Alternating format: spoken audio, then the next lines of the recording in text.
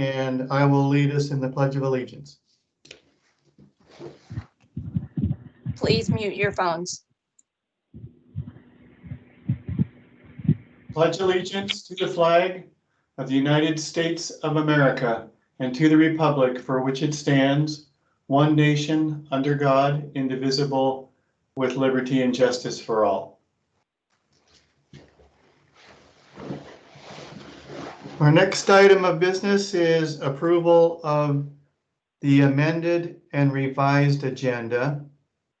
Our agenda was amended on August 25th to add Agenda Bill 20-243, request to approve submittal of a rural libraries connecting Idahoans via Wi-Fi hotspot application to the Idaho Commission for Libraries.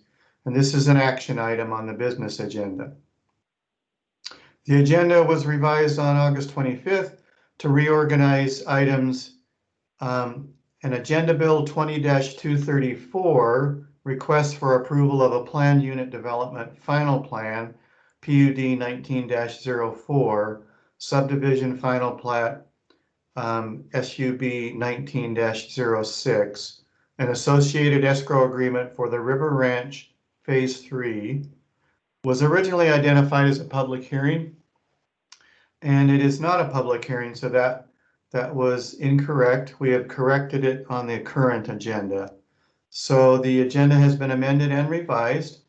I would look for a motion and a second to approve the amended and revised agenda. I move we approve the amended and revised agenda. I'll second that. Thank you, Melanie. A motion has been made and seconded to approve the amended and revised agenda. All in favor, say aye. Aye. Aye. Aye. Aye. Anyone opposed, say nay. The motion carries. The agenda is approved as amended and revised. Our next item is the consent agenda. And a consent agenda, we usually have a roll call vote, so we will do that tonight. The items were sent out approximately 1 week before our meeting, and everyone's had a chance to review that. I would look for a motion to approve the consent agenda as presented in our packet. I move we approve the consent agenda. Thank you, Colby. I'll second. Thank you, Melanie. Appreciate it. Motion has been made and seconded to approve the consent agenda. May I have a roll call vote, please? Councilmember Nielsen, Yes. Councilmember Holmes, Yes. Mayor Giles, Yes. Councilmember Sowers, Yes. Councilmember Mcchezik. He's still not on. They're still working on it. Okay, do we have phone contact with Shay Tyler? Yes. Let's call her. I would like to. Well, she's talking with Gladco right now on Gotcha. the phone. All right. So So they're what we will do then is once we establish contact, we'll go back and ask to document the vote from Councilmember Mcchezik. Alrighty, we will move on to that motion passes and the vote will be recorded once we establish voice contact with Councilmember Mcchezik. So our first item before we get into our joint work session is general public comment. And I know I received this afternoon. That mute? Say again? All right, am I on mute now? everybody needs to be muted, please. So this is general public comment, and as our agenda was published, public comments needed to be received in writing today, August 27th, prior to 3 p.m. Bessie Joe, I received, and I think all council members received the document that you sent out with, I believe there are 3 really brief public comments that were written, and then a letter from St. Luke's Hospital here in Mccall. Is that correct? Am I describing that right? There were like 4 total comments? That is correct. Would you like for me to, I could read those if you would like. That would be very helpful. I appreciate it. Since they were very brief, let's do that right now. Okay, the first is from Lola Elliott at 321 Mather Road. She writes, please extend the mask mandate. It is imperative that we follow this very simple task to keep our community safe. Our community is our greatest natural resource. Let's protect it. The next was from Max Williamson at 1880 North Club Hill Boulevard, Mccall, Idaho.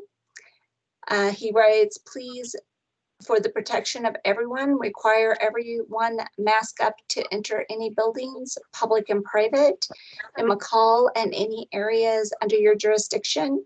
Also, they may follow all current COVID-19 precautions.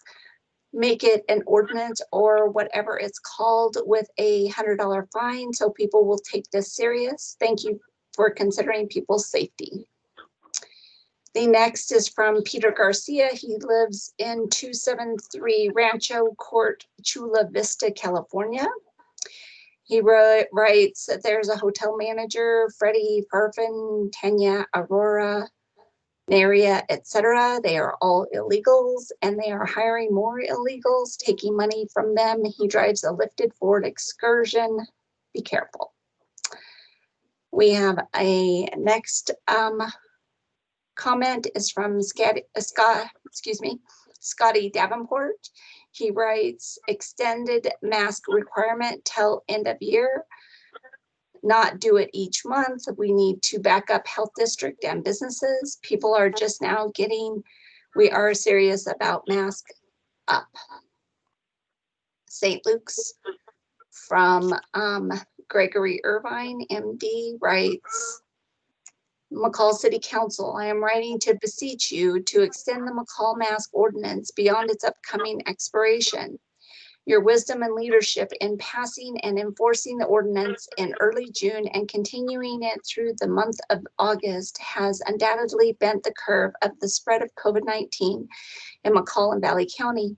The decision by Central District Health to implement a face covering requirement to the whole of Valley County has augmented the Mccall order. The Central District Health Board have not assigned a targeted end date for the order. Instead, it will remain in effect until it is amended or made void by the board. I will be supporting the continuation of the Valley County mask requirement. It is essential that you, the Mccall City Council, continue your ordinance in the event that CDH does not continue its requirement. There is continued community spread of SARS-CoV-2 in Mccall and Valley County, and cases continue to be detected. This is not the time to let down our collective guard. As we have learned during this pandemic, when the measures that we know slows the spread of the novel coronavirus are prematurely relaxed, viral illness roars back with a vengeance. Until we see community transmission crushed, we must continue those things that we know work against its spread, including universal mask in public spaces. There continues to be mounting evidence of the efficacy of the proper and consistent use of the mask in reducing viral transmission. School is starting in the McCall-Donnelly School District on September 8th, and we all hope and pray that schools can stay open for the welfare of our children. Avoiding rampant spread of the virus is the best way to keep schools open and our children safe and secure.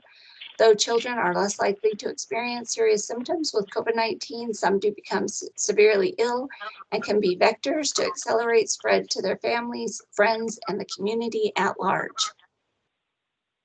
Influenza season will be arriving this fall, and when combined with the effects of SARS-CoV-2, represents an increased potential risk to our population. This is especially true of the vulnerable and medically fragile among us. Continuation of the Mccall mask ordinance is essential to protect all of us from this dual threat. Vaccinating as many people as possible in Valley County against influenza will also be critical at reducing severe respiratory illness and death in our community.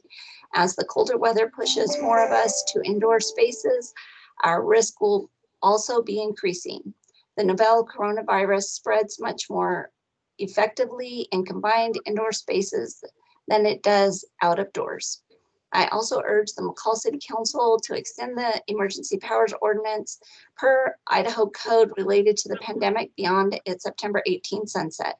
The pandemic will undoubtedly continue into the fall and will not be behind us until we have effective and safe treatment or vaccine. We must reduce transmission of the virus until that highly anticipated day comes to pass. Our sights are set on a vaccine by late 2020, early 2021. Based on encouraging scientific progress thus far, we must continue to stay the course. Thank you for your wisdom and courage thus far.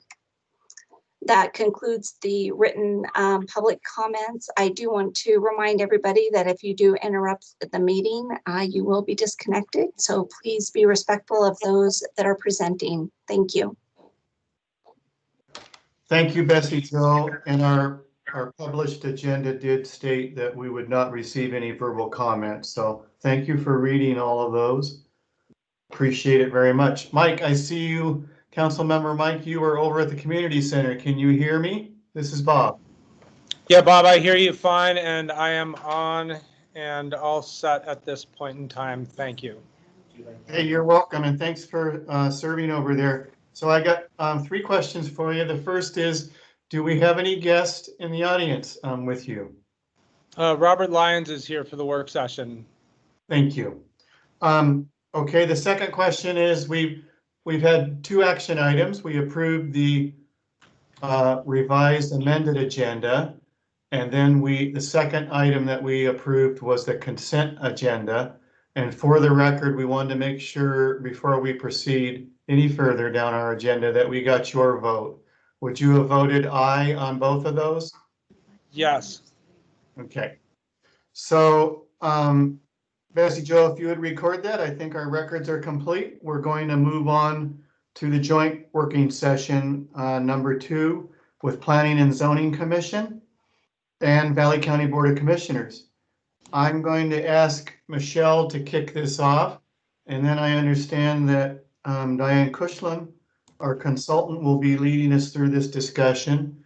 And I think it would be helpful, Michelle, if you could let us know who is online from the Planning and Zoning Commission and who is here from the Valley County Board of Commissioners. Okay, good evening, Mayor, Council, Michelle Grunewald, Community and Economic Development Director.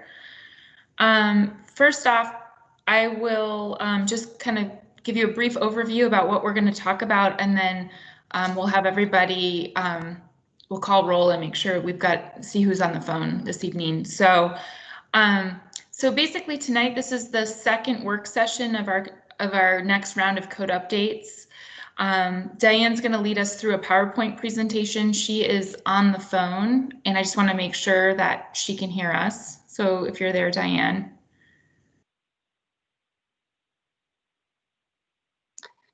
Michelle, at the beginning, I had a lot of feedback, so all of the phone callers I had to mute. Okay. So we want to remind, if you are here, if you've called in to present, you'll need to *6, and it will take about 15 to 30 seconds to unmute. Okay, that's great. That'll give her a little time to unmute. So she's calling in. I will be advancing the PowerPoint presentation, so we'll be communicating back and forth on that. But as I mentioned, this is the second of 3 workshops. This evening, we're really focused on the design guidelines.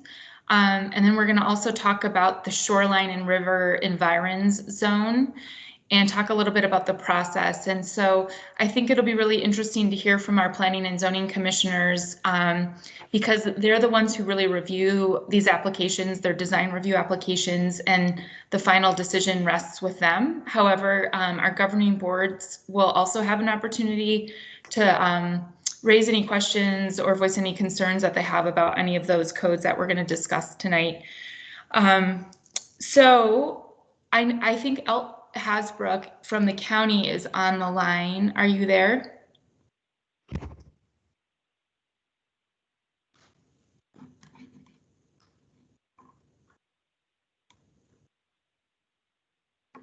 So there are a number of people, I just see their cell phone numbers, so I'm not sure if he is one of those. It looks like Sherry Maupin is also on the line from the county. And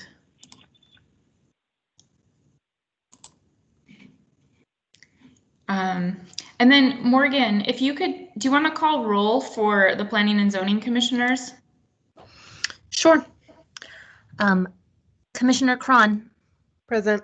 Commissioner Thompson, Present. Commissioner Lyons, Here. Commissioner Broyles, Here. Commissioner Faraday, Commissioner Clements, Commissioner Tunnel. Let the record show that Commissioner Faraday, Tunnel, and Clements are absent. Okay, and since this meeting will be recorded, we'll also have an opportunity for those who could not attend to review it. And with that, I'll ask if Diane, if you're available, and I'll pull up the PowerPoint presentation.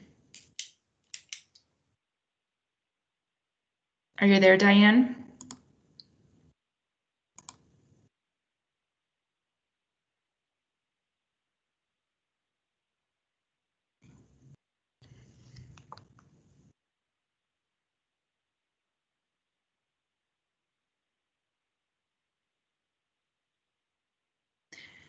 Mayor Bob, can you see the PowerPoint presentation?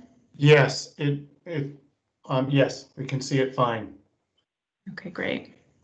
So perhaps someone could call Diane, just a reminder about the *6, and it's a 30-second delay. And then if that someone is other than you, Michelle, we could get started. It's your call on that. Let's wait just a couple minutes. I've got her cell phone number here and I was just texting with her. I'm going to put myself on mute and just give her a quick call if you don't mind holding for a minute. That'd be great. I think that's the fastest way to resolve that. Okay, thank you.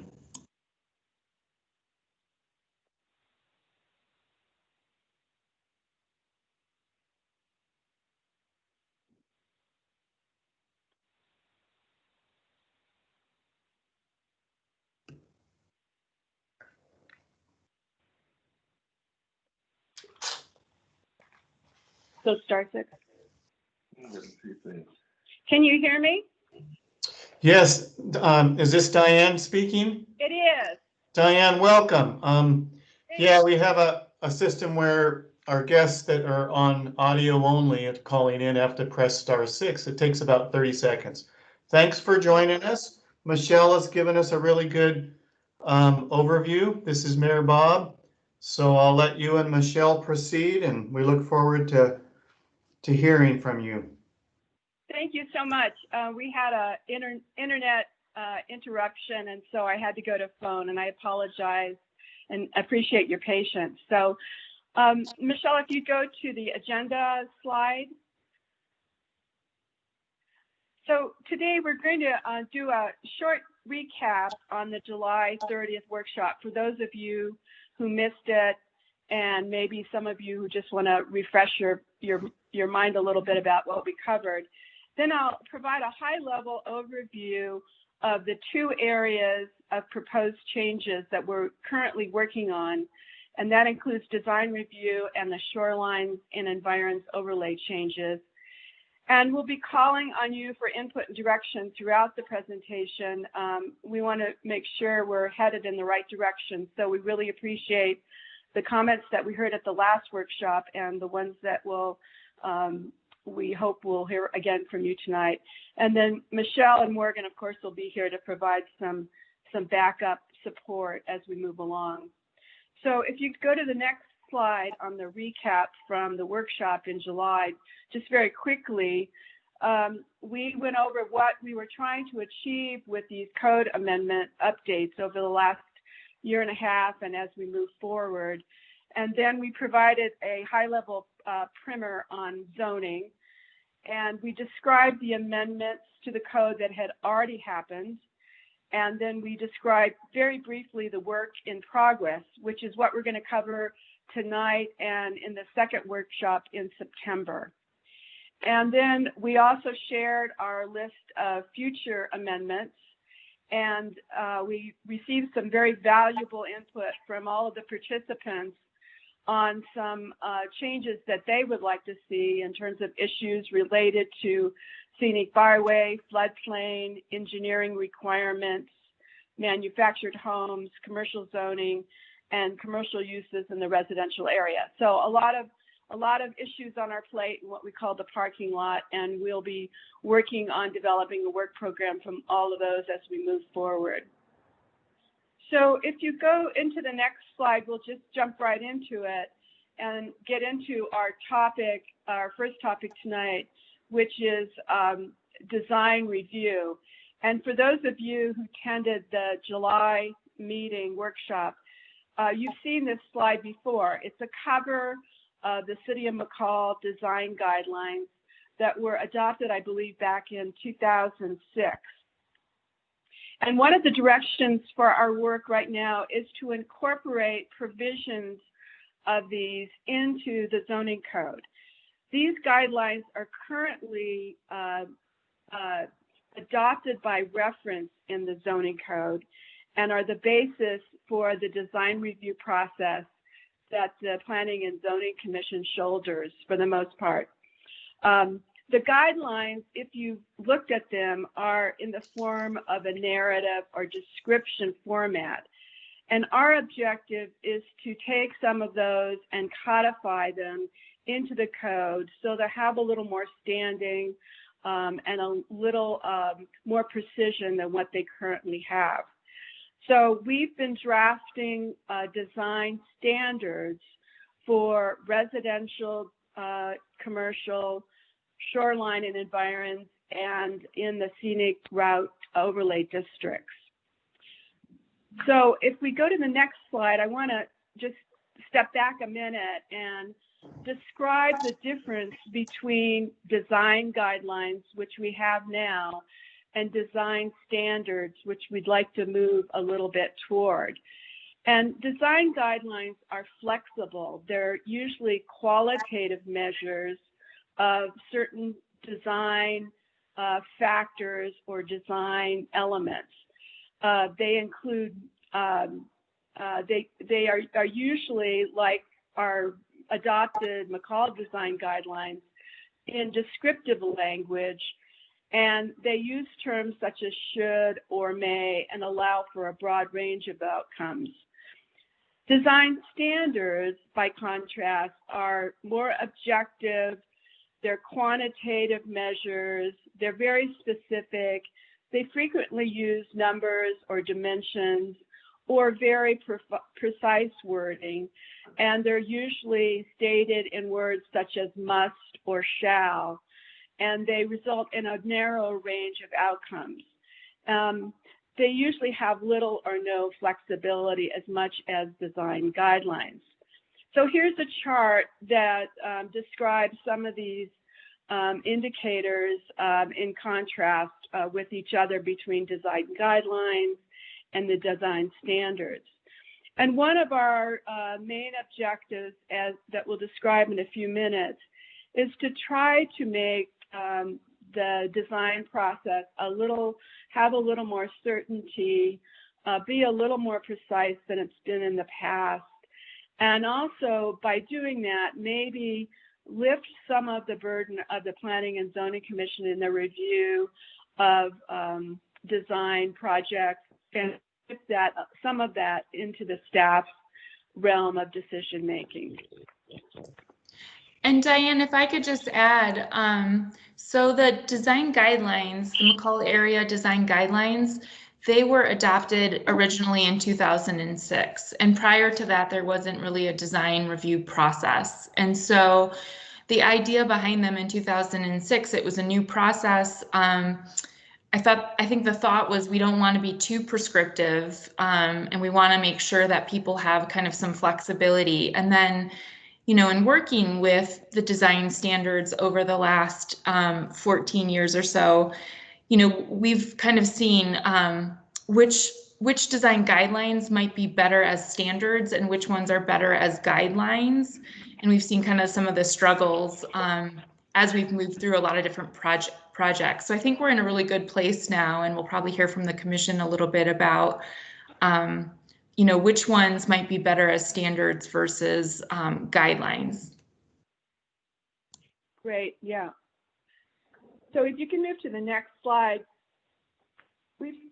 what we have drafted, and will, you know, as Michelle indicated, be looking for your feedback on, is an approach that is a little bit of a middle ground, where we have taken the design standards and made them as a statement of intent.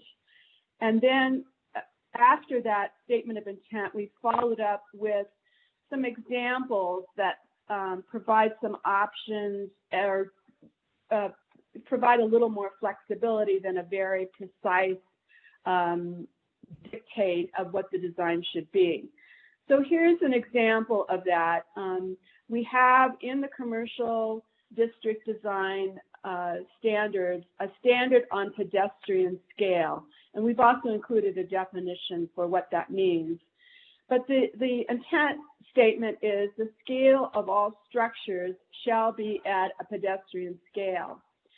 And then if you go to the next slide, what follows is a lot of detail, and it's drafted to say, and that pedestrian scale can be achieved in the following ways. And there's a lot of different ways in which pedestrian scale can be achieved, from modulation of the building form itself. There's some guidelines on when you have buildings that are over 2 stories in height. And then there is a series of pedestrian features that we think about as amenities, such as public art or kiosk or directories or lighting. All of those things also help a building to achieve a pedestrian scale. So that's just one example of what's been drafted so far. And if you go to the next the next slide, Michelle, you'll see that we have included for residential design standards related to building scale, just like you saw with commercial on pedestrian scale, and also on building design. And they would apply just as they do today to multifamilies of 2 units or more, single family residences over 3,500 square feet, ADUs, and structures in the Shoreline Overlay District. Oh. And then if you go to, I'm sorry.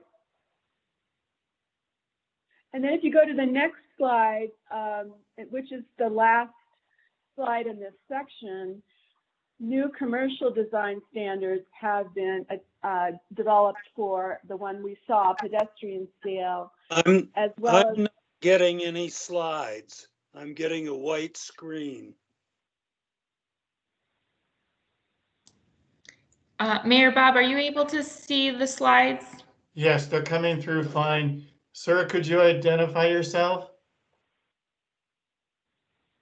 The gentleman that commented that said you didn't get any slides, could you? It's Broyles, and I'm not. I'm just getting a white bar, but I see your smiling face pretty good. Okay. It could be your internet connection. Sometimes if you don't have a good internet connection, the slide might not come through. Okay. And we're also happy after this, if you wanna, we can email them to you or make sure that you can get a copy of them. That'd be great. Okay.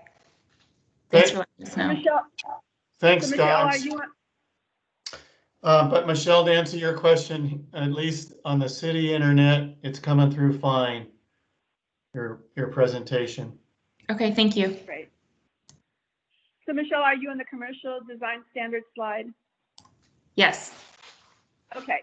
So this is the last slide in this section. And for design, for commercial design standards, we've drafted ones related to pedestrian scale, which is the one you saw on the previous slide, as well as pedestrian-oriented storefronts, building design, and these would apply to all commercial development. So I think I'll stop there and see if there are any questions, and also maybe turn to the Planning and Zoning Commission members if they'd like to weigh in and maybe share their experience in the use of design guidelines, and maybe if they have some opinions about this new approach, that would be helpful. So question for Diane and Michelle, would you like me to run through City Council first, ask their opinions, or would you like to start with County Commissioners, or would you like to start with Planning and Zoning Commission? Let's go ahead and ask the County Commissioners, the Council, and then the Planning and Zoning. Thank you.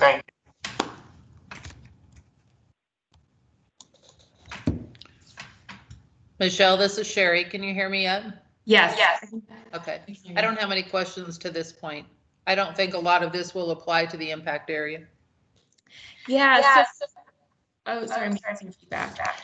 So for the governing boards, both the county commissioners and the city council, the only time you would ever see design review would be as if there's an appeal from the Planning and Zoning Commission. Alternatively, you might see projects that have a design review attached to it, but you wouldn't be making that final decision. So say, for example, you had a subdivision application and there might be a design review associated with that, you would just see the subdivision application. So yeah, generally speaking, you're not seeing these, but yeah, if you have any questions or concerns, we're happy to talk about those. And I think Commissioner Hasbrook, are you on the phone?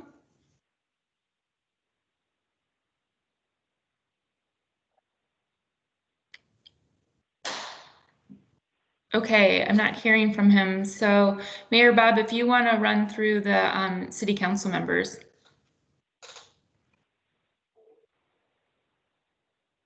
I think you're on mute.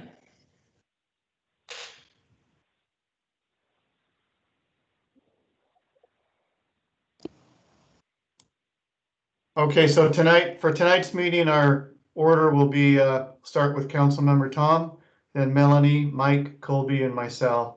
Tom, you're first. Yeah, the only thing I was going to ask is, are there any considerations for places where there are no existing sidewalks or it's impossible to build a sidewalk? As far as the storefront being pedestrian oriented. So I can speak to that. We have code provisions. Basically, the sidewalk provision just applies to essentially new development or really substantial additions.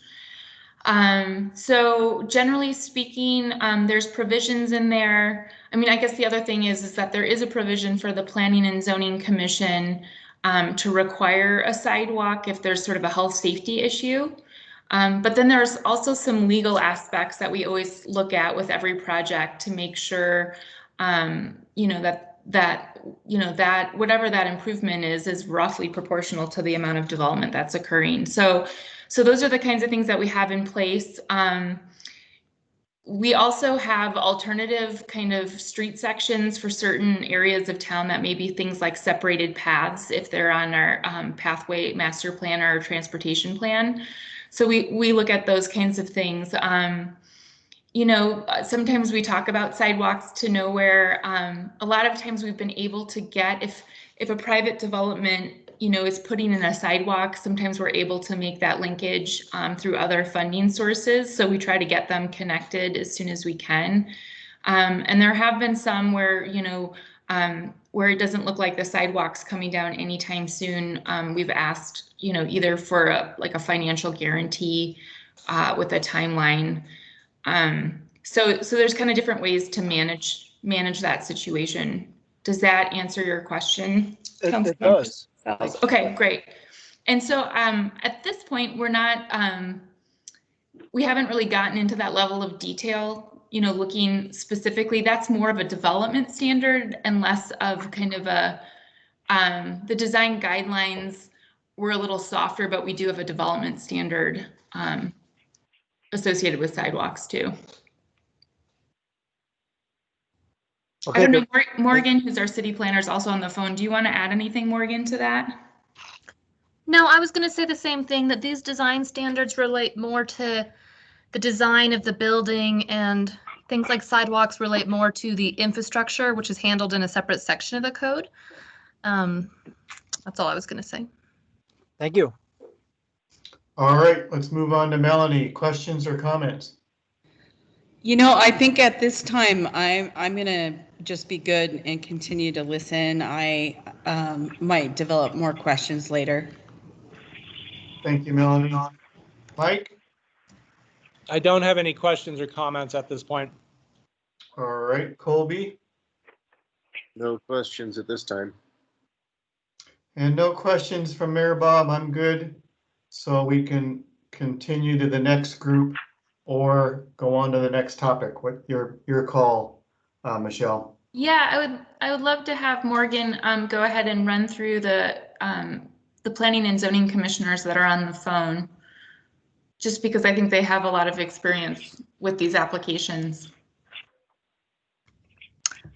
Okay, yes. I was going to start with the commissioners who've been around the longest, but honestly, I don't remember from most of you, so I'll just start with, how about Samuel? Do you have any comments on how design guidelines versus design standards might affect P&Z, or any standards or design guidelines that you think should be a priority? That is a good question. I guess I'll share some observations. From sitting on the commission, we find that a lot of areas where the applicant has done a great job and it still has to come before us for this or that, and it seems like the process is unnecessary, more because of a design guideline, which if it was codified, wouldn't necessarily have to come before us. It could potentially go down a different avenue and things progress. And so that's what I've liked about codifying, and how that would help with streamlining the process for us in the future. It's nice to have, as an observation, it's nice to have things where you know where the line is. It's hard in sitting at some of these meetings where it looks like the developer or the homeowner or whoever is pushing the limit to the very point where they think they can go. They're pushing the limit, and so and that's because there's flexibility in doing in our guidelines. Sometimes in those areas where we need to pull back a little bit and need a little bit more to protect the environment, or something along those lines, then having a more of a code is really important. It's hard on the commission to make calls like that where we feel is relevant or not, or is important thing, as opposed to yeah. So a couple comments there. Yeah. Thank you, Samuel. Commissioner Cron, do you have anything you would want to add? I would definitely say I completely agree with a lot of what Commissioner Samuel just said.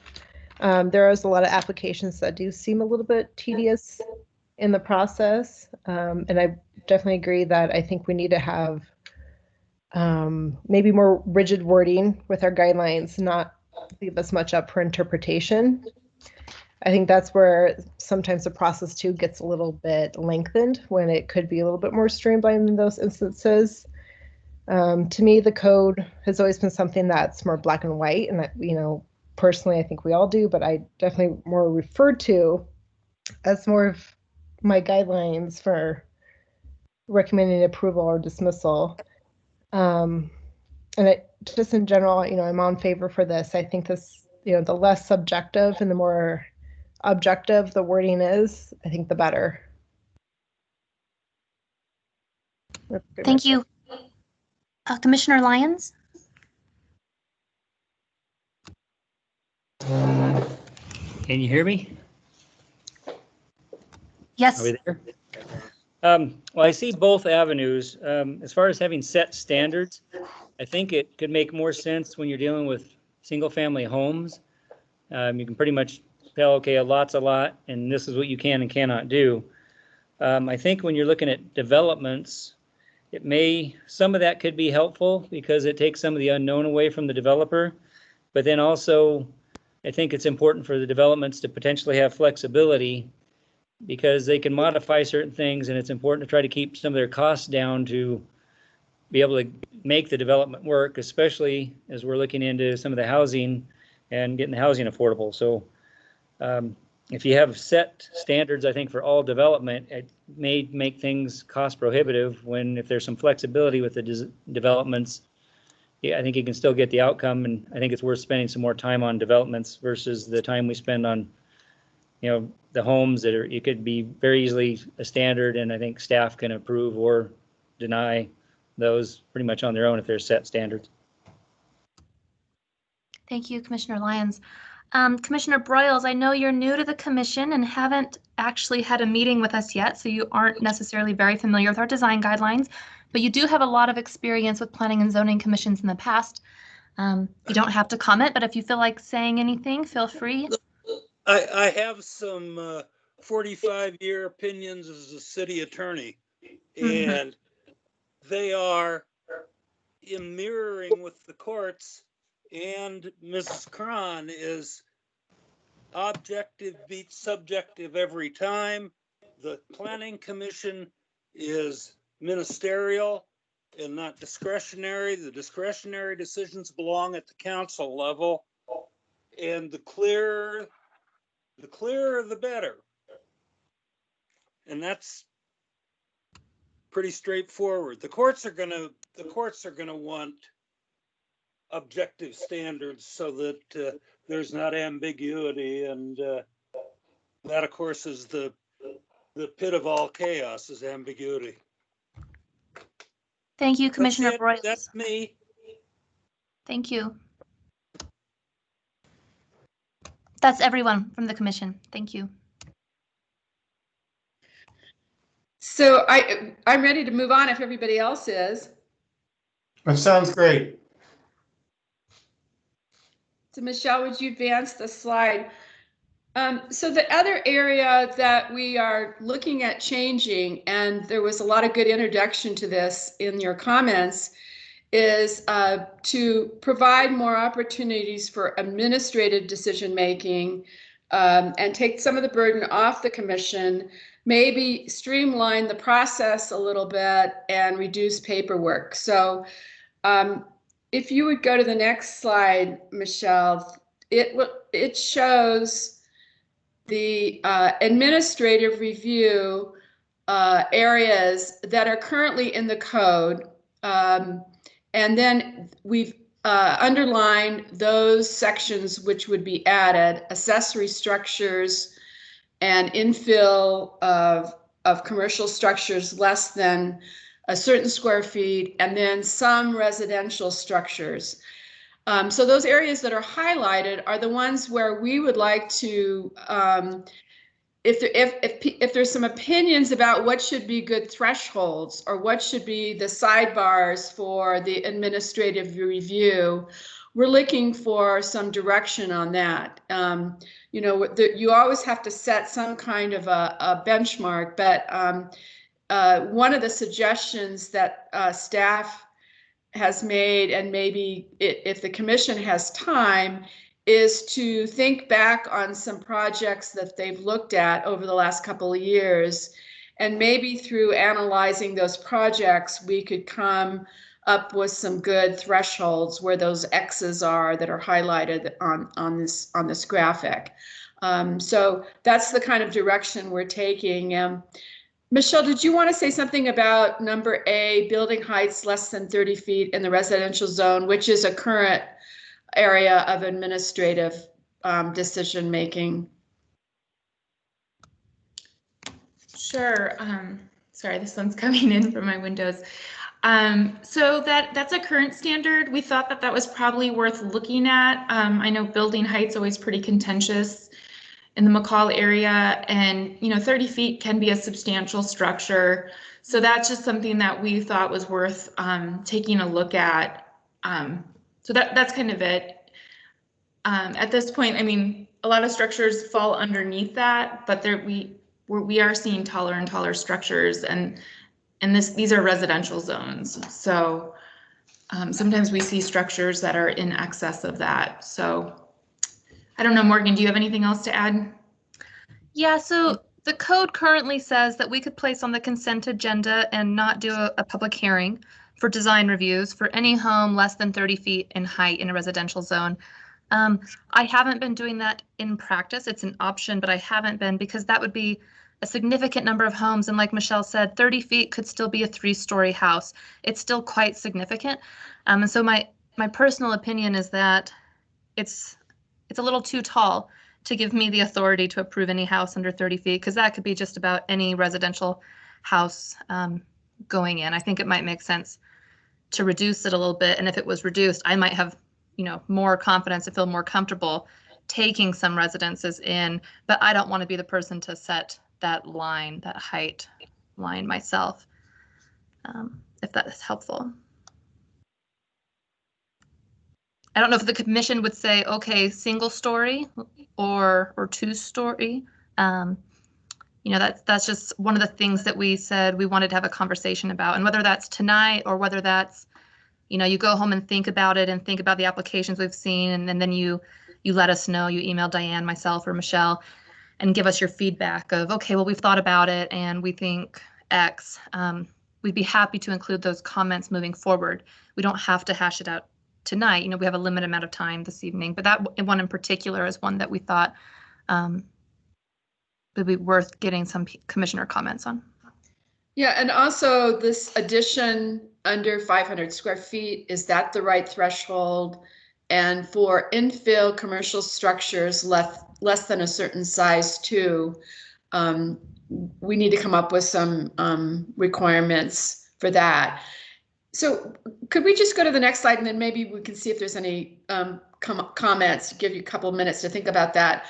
So even with these areas of administrative approval, we're still putting into the code a proposal that items be placed on the commission's consent calendar that the staff has some uncertainty about the application of the standards, or if there's any application that in order to meet the standards, they have to meet some conditions of approval. That might be another area that would go on consent.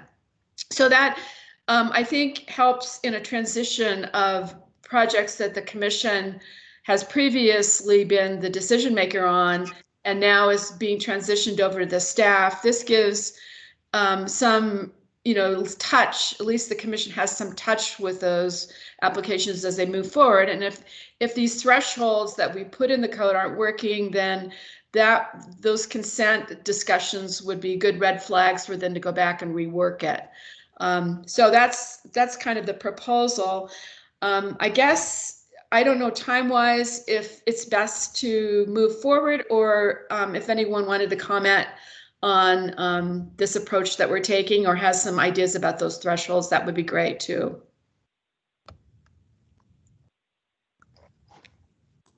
Instead of going one by one, why don't we just like open it up? That might save a little time for anyone that has strong feelings.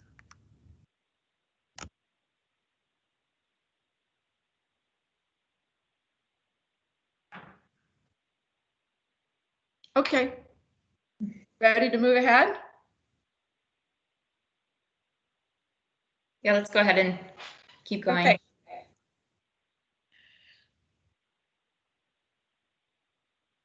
So let's move to the changes in the shoreline and river environs overlay zone. And there's a couple of high-level policy issues that we wanted to bring forward and have you think about. So one of the projects in the overlay zone require design review. And so in addition to the standards that would apply to all residential structures, we're also including some standards related to visual impacts of development. And again, they come from the design guidelines written in 2006. In addition to the restrictions in the 50-foot setback, which now restricts structures, we're also proposing to add perched beaches and lawns except for native grasses. And in coming up with these discussion about that 50-foot setback, staff and we became aware that there's a conflict with that and provisions which are in the floodplain, the flood district overlay district. And so I thought maybe Morgan, if you could go through and next slide there, Michelle. That flood code was adopted in 2019, and there is provisions in the code which anticipates there could be conflicts. And when the code says that when there are conflicts, the most restrictive provision will prevail, which would mean the shoreline district, which totally restricts structures in the 50-foot setback, whereas the floodplain ordinance adopted in 2019 allows for it under certain criteria. So rather than taking a very hard position on it, we thought maybe this is an opportunity to have a policy discussion to see if there's interest in talking about what was intended and what the council and planning commission feel on this issue. Morgan, I'm sorry, you should jump in and explain this more clearly. You as the floodplain administrator are very close to this, so I'll close there. Thanks, Diane. I don't have a whole lot more to add, but as Diane mentioned, we've been looking at design guidelines and we've also been looking at shoreline review. During the same time period, it became apparent to us that we have two conflicting code sections. And these conflicting code sections have been in place for many years, at least 2006 and likely before that. Basically, we have in Title 9, Chapter 8, Subdivision Development Standards, our flood control regulation overlay says that you can build in the floodplain or the special flood hazard area, which is the 1% chance floodplain, if you build to a certain standard. However, in our shoreline and river environ zone overlay, we have a 50-foot setback from the high water mark. We use this code section all the time. It is most often applied to lakefront development because we have much more lakefront development than riverfront development. And in the case of the high water mark of the lake, it's very clear, it's a set elevation, and we've never had any issues. In the case of the river, there's one line in our code that defines the ordinary high water mark of the river as the bounds of the special flood hazard area, or the 1% chance floodplain. We haven't seen it a lot because a lot of the riverfront development is elevated quite high, right? So like along Rio Vista, where they're on the river, those lots sit pretty high above the river. And so the property line where the floodplain ends it's often very similar, right? So the floodplain doesn't extend past the bounds of the river. So we've never had this really come up. Anyway, so now that we're aware of this code section, we did want to discuss it and address it. Sorry, losing train of thought. And when we did adopt a new floodplain code in 2019, we had one prior, but in 2019, we adopted it when we got our new FEMA maps. And we adopted the language from the state recommended language. We didn't really have a policy discussion about it at the time, whether this was how we wanted to move forward or not, because we were going on the recommendation of the state. We had to adopt an ordinance because we needed these new maps. And also because our previous code allowed development in the floodplain, and this one did as well. It wasn't a major policy change. But we realize now that we probably should have, if we had noticed the discrepancy of the code, we would have fixed it then. And moving forward, we'd like to address it, but we really wanted guidance from our decision makers about whether they want development in the floodplain or not, and what the intent of that 50-foot setback from the river is, whether it's to keep structures out of the floodplain or whether it's aesthetics or water quality or both.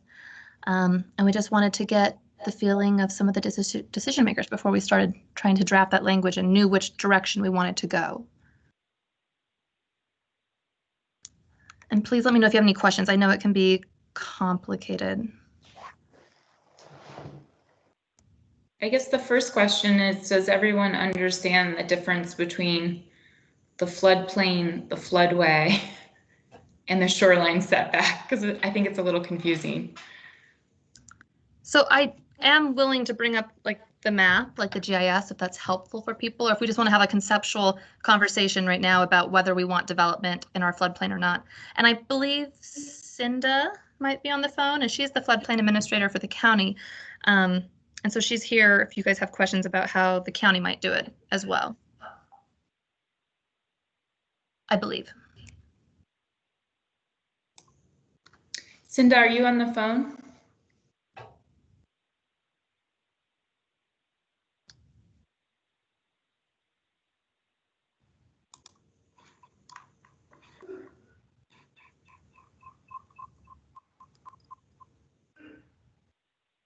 She was going to call in, Michelle, so she might be having a hard time getting it off mute.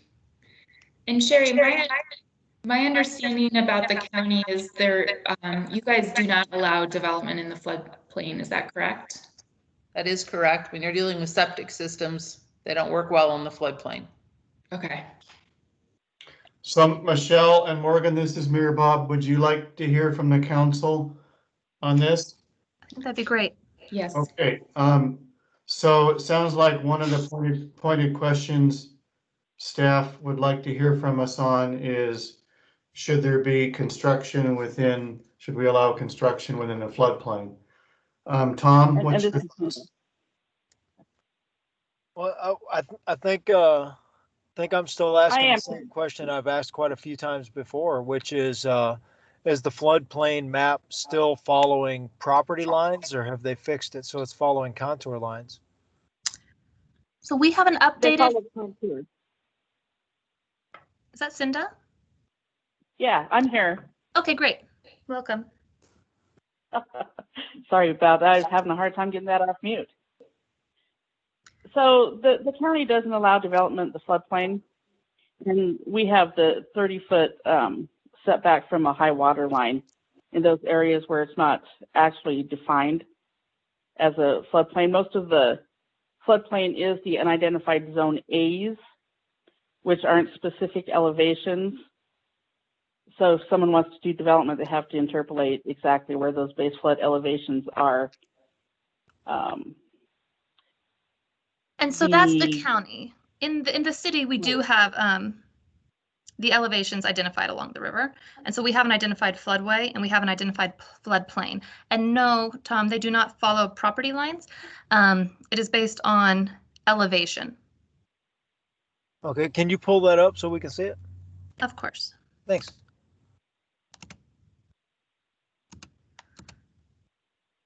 So I'm going to try to take over screen share.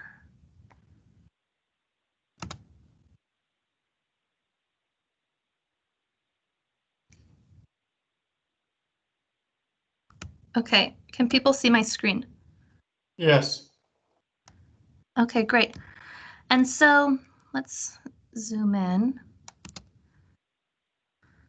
Okay, so here's just an example. We have had our GIS department take our new FEMA maps and put them into our GIS. So anyone can access this at any time from our GIS system. The light blue and red diagonal stripe color is the floodway. That's the area that contains the river. The blue color is the 1% annual chance. This is the special flood hazard area. And so you can see in a lot of our neighborhoods, like all along Rio Vista here, having the 50-foot setback from the high water mark defined as the bounds of the special flood hazard area doesn't change a whole lot because the floodplain is not very extensive. It does not extend beyond the floodway very far because of that elevation change. When you head south out of town,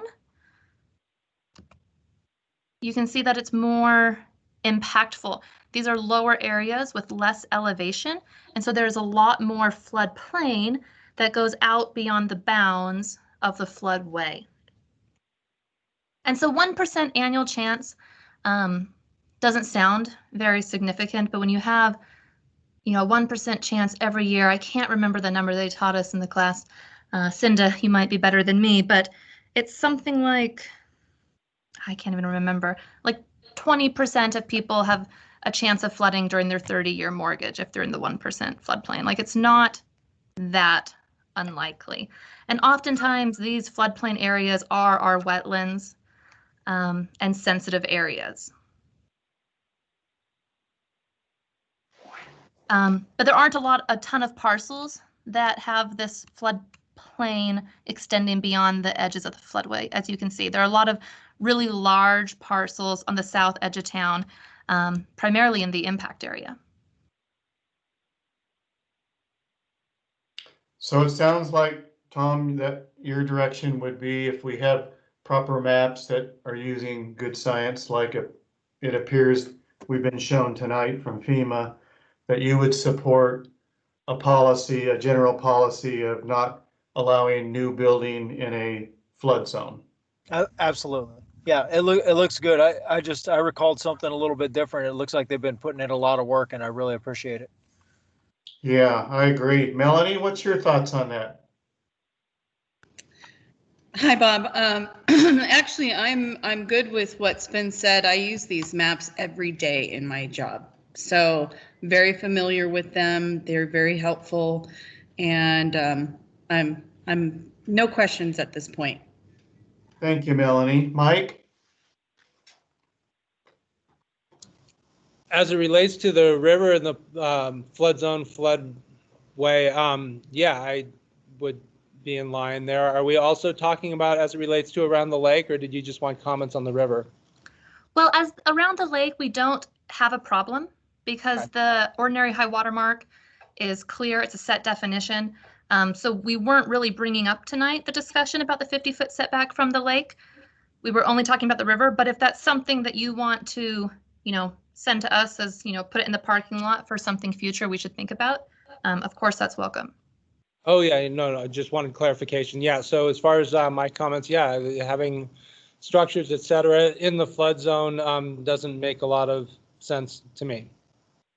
Thank you, Mike. Colby? Yeah, I'm agreeing with everyone so far on that one as well. This is Mayor Bob. I agree with the rest of council. I think we should be proactive and not allow construction in flood zones since we have some credible maps along the river now. So does that give you the direction? I mean, do you have a clear vision of what our desire is? I'll ask that of Morgan. Yeah, that's fantastic. Thank you for that direction. We can move forward with drafting something. Well, thank you. And thanks for bringing up the map and getting into the details. It's reassuring to be able to answer like Tom's questions. Excuse me, Morgan, this is Commissioner Lyons. Could you go back to that map? I have a quick question on a project that was, I think, pre-submitted to us in the Rivers Crossing. If you can scroll up just a little bit, lot And I think it was, let's see, 17, 18, 19 in there. It looks like, remember they were going to do a large home in there? I don't want to talk about any potential pending land use applications. Okay. All right. Is that all right? I don't think that we can. I think legally we're not allowed to discuss them because they've made an application. Okay, well then I won't say anything. This is Broyles. That'll keep till Tuesday. And the general comment is, we set these hard lines. You've got a terrific P&Z set of folks. They're on top of it.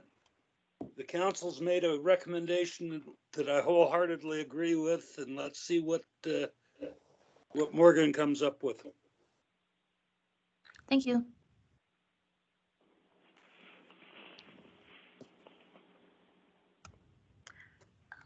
So I can pass the screen sharing back over to you, Michelle. I can't remember if we have more slides to go through or not, if we're finished. I'm going to go ahead and pull it back up. We do have some more slides.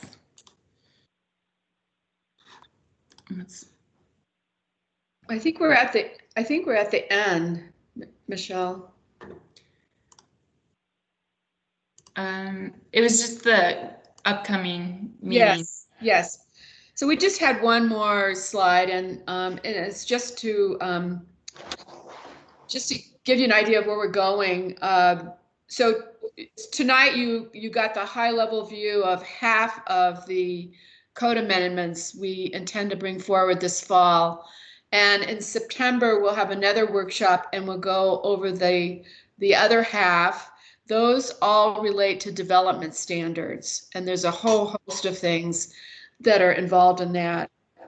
So we're still on track to have that workshop, I think, on a day workshop next time at the end of the month. And then we'll move forward to the Planning and Zoning Commission hearings in October and November, and Council and Board of Commissioners at the end of the year. So I'm finished with my presentation. Unless there's some questions, we're good to go. Thank you very much for the support and the direction tonight. It was very helpful. Michelle, I just wanted to let you know that ELT has joined the meeting. Thank you. I just saw that in the chat. Thank you, Commissioner Hasbrook, for joining the meeting. I don't know if you have any comments. Sorry, guys. I had a hard time getting it to go through. I tried about 4 times, but anyway, I made the end. It sounds like somebody's been working pretty hard trying to figure this all out. I'm good with it so far. Don't know what else to say. Hello, be safe. Thank you, and thank you for joining us. And I just wanted to throw out to the governing boards as well as the Planning and Zoning Commission. I know that, when we do these work sessions, especially in this format, it can be kind of difficult to have a true discussion. So our doors are always open, or if you think of ideas or concerns, we would love to hear from you as we kind of move forward with some of the specific language. So just because we're closing this conversation tonight doesn't mean it's not open. We're kind of just starting our work. So feel free to get us any ideas or thoughts that you have.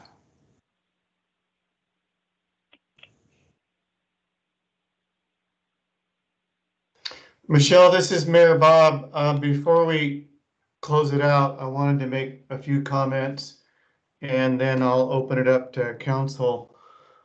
So this format that you and Diane and Morgan and other staff have developed is extremely helpful. I like it very much. I think it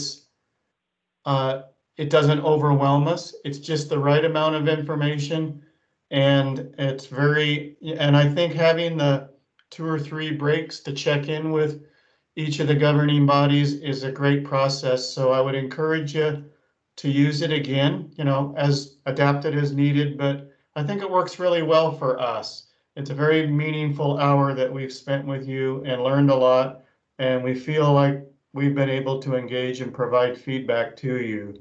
So keep up the good work on that. I'm going to ask council their opinion on this. So Tom? No, I think it all sounds really good. I think we're going in a great direction. Thanks, Tom. Melanie? Agreed. Mike? On the same page. Colby? Yeah, same here. And I agree with the mayor that this is a helpful format.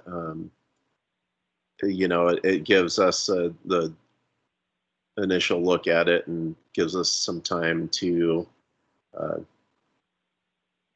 think about any concerns and come talk to everyone involved if we have any concerns.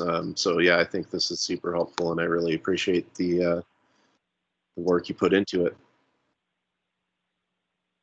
Thank you, Council. So there you go. Keep up the good work. We look forward to learning more. And I think these small bites of 1 hour, really focused, really well organized, they work well for us. Occasionally, as Diane mentioned, or maybe it was Michelle, we're going to have like a Friday meeting, you know, or a couple hours, and we'll gear up and be good for that as well. But I like your process. Keep up the good work. Thank you very much. Yeah, thank you. And thanks again to the county commissioners and the planning and zoning commissioners, because I think we have a unique situation in the state where we have a really high functioning impact area. We have a joint commission, which is a little unusual. And then the fact that we have the city and the county with the same code, which makes the administration a lot easier. So we appreciate kind of the good working relationship and look forward to working together. Thank you, Michelle. This is Bob. We're going to move into our business agenda. Our first item is Agenda Bill 20-229, request to approve the appointment of a new board member to the Mccall Redevelopment Agency, and this is an action item. Michelle, will you help lead us through this?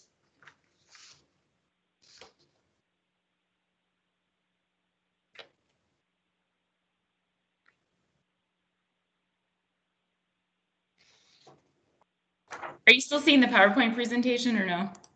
Right, yes, right now we have the PowerPoint Mccall Area Code Update Workshop. Okay, let me just close that. Mm-hmm.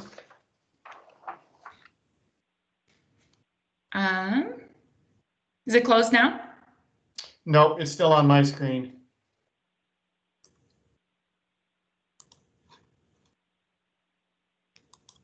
We're on slide 1 of 15. Michelle, you may have the presentation shared as opposed to your desktop.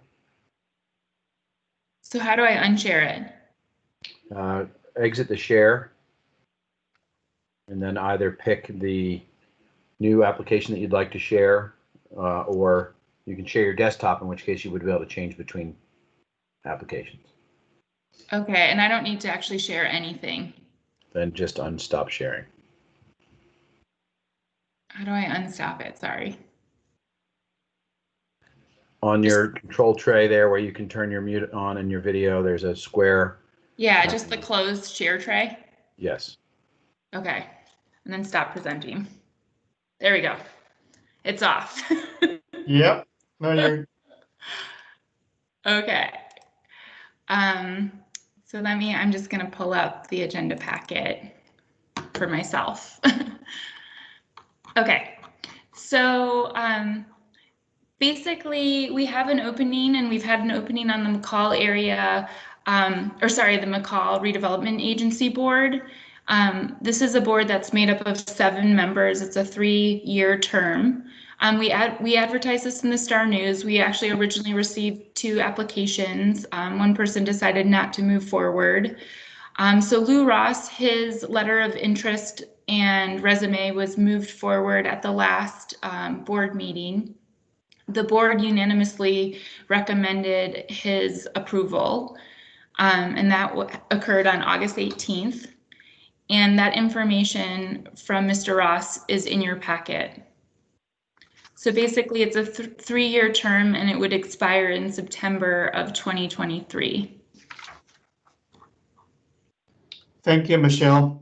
So we've had that in our packet. I think council's had a chance to review the letter, and you summarized what's on the agenda, Bill, so everything's consistent there.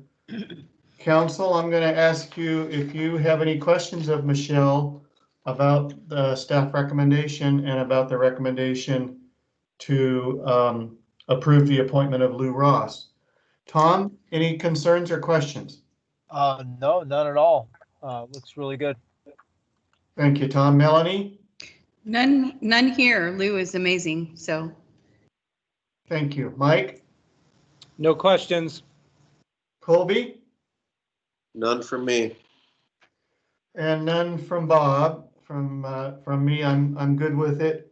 Thanks for including that in the packet. I would look for a motion to approve the appointment of Lou Ross to the Mccall Redevelopment Agency for a term of 3 years, expiring in September 2023. Bob, I'd like to make that motion to approve the appointment of Lou Ross to the Mccall Redevelopment Agency for a term of 3 years expiring in September 2023. Mike, This is Tom, second. I'll second. Thank you.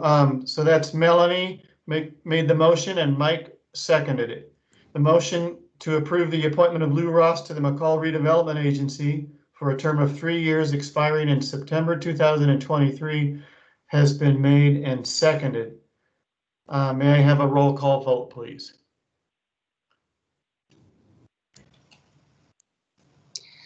Councilmember Holmes, Yes. Councilmember Machesik, Yes. Mayor Giles, Yes. Councilmember Nielsen, Yes. Councilmember Sowers. Yes. Thank you, council. The motion passes. Mr. Ross is hereby appointed.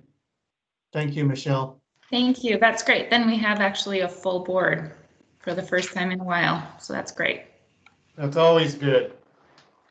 Having served on that committee, there's a lot of tough stuff that MRA deals with, and they do a really good job.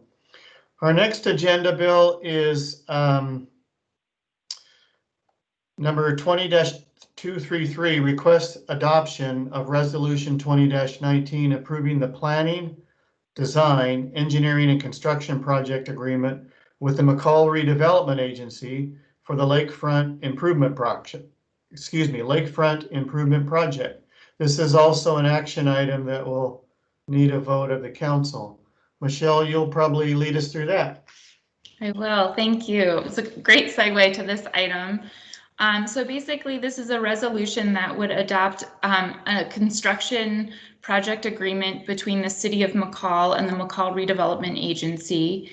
And as you know, we have two council members, Councilmember Machesik and Nielsen, who serve on the MRA board. So they're quite familiar with this. But basically what this is the board has been looking at a project just north of kind of Mile High Marina, and it's a bank stabilization project, and includes some improvements along there. Basically, from, like I said, Mile High Marina up to Brown Park.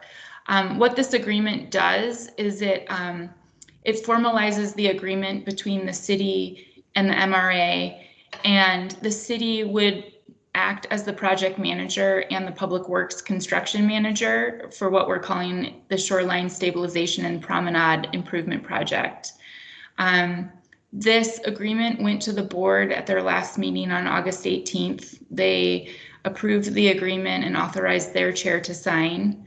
The agreement was drafted by their attorney, who is Megan Conrad from Elam Burke, and then it was reviewed by our city attorney. So I've attached the agreement, and I'm happy to answer any questions. If any of the other board members want to mention anything about it, you're welcome to do so.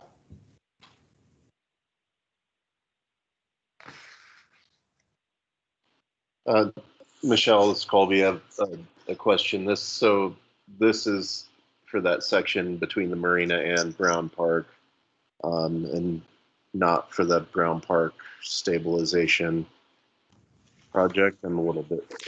Oh, sorry. Yeah, it's basically the project that you've been discussing, which I forget the numbers that we were calling it, but I think it's basically project 1 and 4. So it is the Brown Park stabilization. But it also includes, right, like we looked at, so it's basically the Brown Park stabilization project. Gotcha, thanks. So it's the exact same agreement that you approved at your last meeting.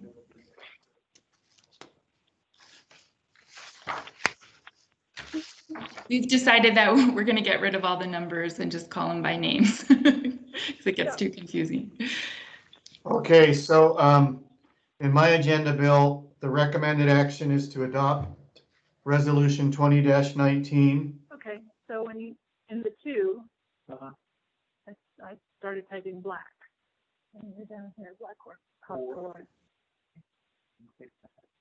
And then I would also like. So, can you hear me okay, Michelle? Do you just have that address or is there? I can hear you. I think there's some people who are not on mute.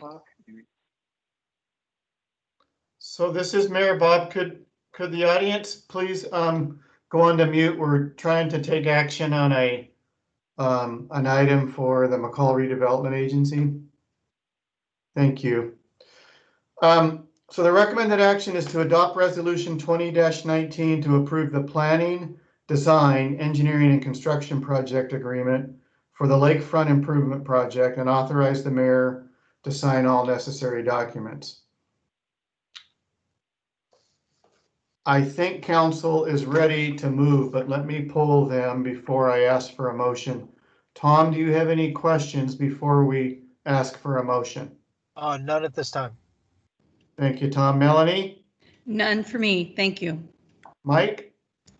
I do not. We've already gone through this in urban renewal. Thank you, Mike. I forgot you serve on that committee. Colby, you're good with it, right? Yep, I'm good. Thanks. And I am good with it. Would someone from the council please make a motion and then I'll look for a second. Bob, this is Mike. May I say so moved? I'm having difficulty finding the exact language on the correct page here. Yes, you may, because we have it written on the agenda, Bill, and once it's seconded, I will read it out loud. I'll second that, Bob. Thank you, Melanie. Appreciate that. Thank you, Mike. So we have a motion and a second from the council to adopt Resolution 20-19 to approve the planning, design, engineering, and construction project agreement for the Lakefront Improvement Project and authorize the mayor to sign all necessary documents. May I have a roll call vote, please? Councilmember Machezek, Yes. Councilmember Holmes, Yes. Mayor Giles, Yes. Councilmember Nielsen, Yes. Councilmember Sowers, Yes. Thank you, council. The motion passes. So a resolution 20-19 is approved. Thank you, Michelle. Thank you. Look forward to seeing those projects get done. We are now on to Agenda Bill 20-234. It's a request for approval of Planned Unit Development Final Plan PUD 19-04, Subdivision Final Plan SUB 19-06, an associated escrow agreement for River Ranch Phase 3. And in the revised agenda, this is listed as an action item and it's not a public hearing. So we got that corrected in the agenda as it was revised and amended before tonight's meeting. Who will be leading us through this from staff?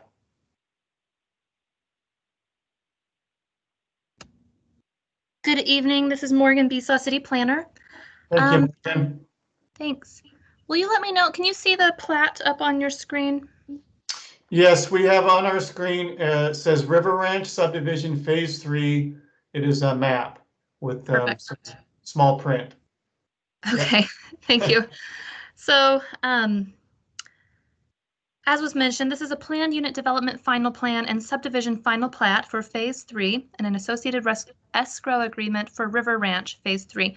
This may look familiar to the council. During the December 19th, 2019 meeting, the Mccall City Council approved the River Ranch Phases 2 and 3 PUD General Plan and Subdivision Preliminary Plat.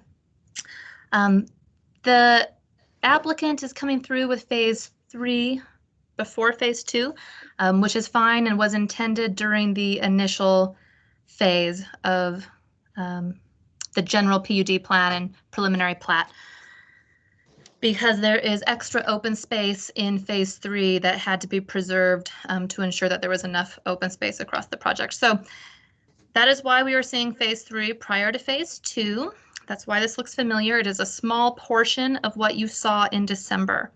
This application went in front of the Mccall Area Planning and Zoning Commission meeting on July 7th, and the commission unanimously recommended this application to the City Council for approval. As a reminder about this application, this phase 3 is for 48 acres divided into 7 lots and 2 large open space parcels. You can see the large open space parcels kind of on the left and the right, with the remainder of the parcels in between.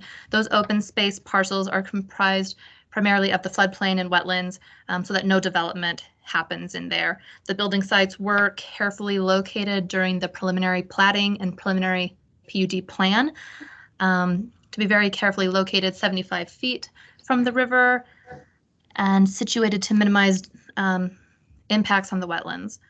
So as I was saying, all of phase 3 lots do abut the Payette River, but only 3 of them have building sites near the river. Those are lots 63, 64, and 65. The final plat this evening is in significant conformance with the approved preliminary plat and PUD general plan that came before you in December. No significant changes had to be made after going through final engineering. The project will comply with the RE zoning requirements, except for the variation listed below, which was approved during the general PUD, which is in regards to the surface roadway width of code requires 24 feet, and they requested an alleviation to 20 feet, and that was pre-approved during the general PUD. Otherwise, everything else meets code. There are existing amenities there from the first phase of River Ranch. There's swimming pools, there's lakes. There's fishing shelters, there's pathways. There will be a new pathway easement along the river in this section of the plat. There's also a pathway open to the public along Mission, and then as it travels along the southeast boundary of River Ranch to Moon Ridge. The open space is well in excess of what is required by code and helps to make up for the phase 2, so the overall meets the open space requirements. So you will see phase 2 at a future date. Moving on, I have not had any public comment from the public, and the proposed conditions of approval are identical to what you saw in December, with the exception that a few of them have been removed. So there's a few less conditions today than December because they have been working to meet these conditions, but there is nothing new tonight that was not approved in December. I will read through those really quick anyway, so we have a strong understanding of what the conditions of approval are, and then I will hand it over to the applicant's representative who is with us tonight. The conditions of approval that are still outstanding are that these conditions be contingent upon each other, the final plat and the final PUD, that both have to be approved this evening for the other one to be valid. 2, prior to any disturbance of wetland areas within the proposed project, copies of U.S. Army Corps of Engineer 404 permits shall be provided to the city. 3, prior to any site work or disturbance, the applicant shall submit and receive approval for final civil plans by the Mccall City Engineer. 4, the applicant shall adhere to all of the following engineering requirements. And there's quite a list, but I will try to get through them as best I can. So, before water service can be provided to either of the new phases, the developer shall rehabilitate the PRV stations to the city's satisfaction and shall maintain uninterrupted electrical service to both of the stations. The developer shall construct a water main to city standards and requirements along the loop road within the proposed phase 2 portion at developer's expense. The main shall be sized and looped appropriately based on fire flow water modeling. 3, a looped section of water main may be required to connect from the cul-de-sac back into Rawhide Loop Road, depending upon fire department and or water demand fire flow modeling requirements. Developer shall dedicate a minimum 20-foot wide easement for the water main and related apparatuses in areas outside the street and/or dedicated utility right-of-way. All water-related facilities, including fire hydrants, shall be located in utility right-of-way or an easement. Fire hydrants shall be kept clear of snow and other obstructions at all times. Individual stormwater reports shall be required for construction on each parcel that is adjacent to the river in order to demonstrate compliance with the city's drainage management guidelines. The city may at its discretion require that geotechnical investigations be performed by a licensed and qualified professional geotechnical engineer in order to demonstrate that soils on lots 15 to 20 of Phase 2 and all of Phase 3 are adequate to support proposed improvements and that the slopes will not be adversely impacted by such improvements or post-development runoff. The Owners Association shall be responsible party to monitor slope stability of the river bluffs. Any instability or required mechanical stabilization of any portion of the slopes shall be immediately reported to the city before any work may be performed. The city may, at its discretion, require the Owners Association to obtain professional engineering services as it may deem necessary prior to any stabilization effort. The developer and/or Owners Association shall be responsible to take every reasonable effort to prevent erosion and sedimentation from occurring from the project and into the river bed. Any improvements within the 150 foot of the shoreline shall require submittal of a shoreline and river environment zone application to the city for approval per MCC 3.7.02. Some of these engineering comments are already in the code, but they were reiterated in the conditions to be very clear. And so anyone looking to develop this project in the future would have those sections immediately in front of them for reference. Improvements within the 75-foot riparian easement shall be limited to within 15 feet of the building envelope and shall be approved by the city of Mccall. Any such improvements shall be designed to drain away from the slope. No construction of any kind shall be allowed within the 15-foot buffer strip between the proposed building envelope and the top of the slope of Lot 65, including storm-related facilities without city engineering approval. No construction of any kind shall be allowed within the 75-foot buffer strip between the proposed building envelope and the top of the slope of lots 59, 63, 64, including stormwater-related facilities without city engineering approval. All landscaping within the 75-foot riparian easement shall be approved by the city arborist. Any such landscaping shall be limited to native species that are appropriate to the setting and shall be hand-watered. No pipe or tubing irrigation, i.e. sprinklers or drip systems, shall be allowed within the riparian easement. 5, so this is now outside of the engineering comments. Those were the engineering concerns that the applicant has to adhere to. Now I'm moving on to other requirements. Prior to execution and recordation of either Phase 3 or Phase 2 final plats, the applicant shall provide a 404 permit for riverbank stabilization and driveway impacts to wetlands. The applicant shall construct all public improvements as detailed in Section 9.1 of the Amended Development Agreement, or shall obtain final approval of these aspects from the City of Mccall. Alternatively, the applicant shall provide financial assurances for any deferred improvements in accordance with Mccall City Code. All easements, including a 75-foot riparian easement to the City of Mccall, the shared driveway easements for lots 63 and 64, the 15-foot riverbank maintenance access easement, and the snow removal, utility, and drainage easements along all private road frontages shall be indicated on the final plat and shall be formally documented with signed declarations and recorded with the plat. So these easements are shown on the plat, but we want the easement documents recorded and those instrument numbers placed on the plat prior to recordation. The applicant shall provide a maintenance reserve funding plan schedule for the private road for review and approved by the city engineer. 6, in the event a security gate is installed at either entrance to the subdivision, the applicant shall install an SOS siren activator to provide a means of emergency access per the 2015 International Fire Code. 7, prior to issuance of a building permit for any parcel, the applicant shall receive approval from Central District Health. 8, prior to issuance of a building permit for lots 63, 64, 65, engineered slope stabilization will be required. Such solutions shall be provided by a licensed qualified professional engineer with experience in such remediation and stabilization work. Engineered plans and constructions shall require city review and approval prior to implementation. 9, prior to issuance of a C of O, building numbers shall be installed according to Mccall addressing guidelines.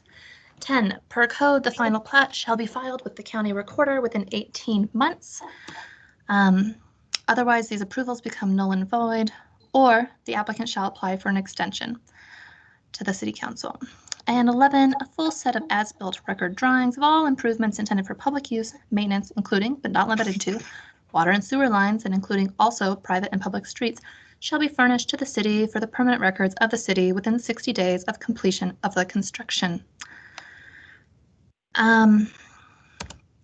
Okay, so that is a lot, but I can thumb through the pages of the plat here, Amy, if you are on and if you want to say anything about these sheets. Thank you, Mayor Giles, members of the council. My name is Amy Pemberton. I'm here on behalf of the applicant, Mccall River Ranch Company. My address is 706 North First Street, Mccall, and I'm hoping you can hear me. Yes, we can hear you, Amy. Thank you. Great. Thank you for joining us, Amy. Welcome, and yeah, feel free to share with us any wisdom that you have about this project. Thank you. Morgan has done a wonderful job. I just have a few things to add. I always like to point out when there's a review of a final plat that the City Council and the P&Z have already approved a preliminary plat and PUD general plan, which were subject to public hearings and pursuant to which the project was basically approved. And so now our job is to show you that we've complied with that prior approval. And so, as Morgan pointed out, this final plat is almost a mirror image of the preliminary plat that was already approved by the City Council. The building envelopes, which were a really big deal, are on sheets 2 and 3 of this final plat, and they are exactly the same as they were on the approved preliminary plat. The conditions of approval that Morgan just read through, I've got an exhibit that goes through all of those and explains how either the applicant has complied with them already or that they will obviously comply with them. They're in favor of all of the conditions. The governing documents, we've proposed some new supplemental CC&Rs for just phase 3, and a lot of those requirements that are in the conditions of approval are included in the CC&R so that buyers will be clear as to things that are required of them for development of certain lots. And then the existing articles, bylaws, and CC&Rs for River Ranch in general also apply to phase 3. The applicant has not yet decided whether it will complete its public improvements prior to recording the plat. They may go ahead and finish those improvements and then record the plat, but they may decide that they want to record the plat first and financially assure those public improvements. And that's already been accounted for in a development agreement that was approved in December of 2019. And if they decide they want to record the plat and financially assure public improvements, they will have to put 125% of the estimated cost to complete into an escrow account pursuant to the agreement that Morgan's got up on the screen right now. That will just be something they'll decide as they go if they want to record, and then the city engineer will have to review what's uncompleted and whether they think they're reasonable, that the estimated cost to complete is reasonable.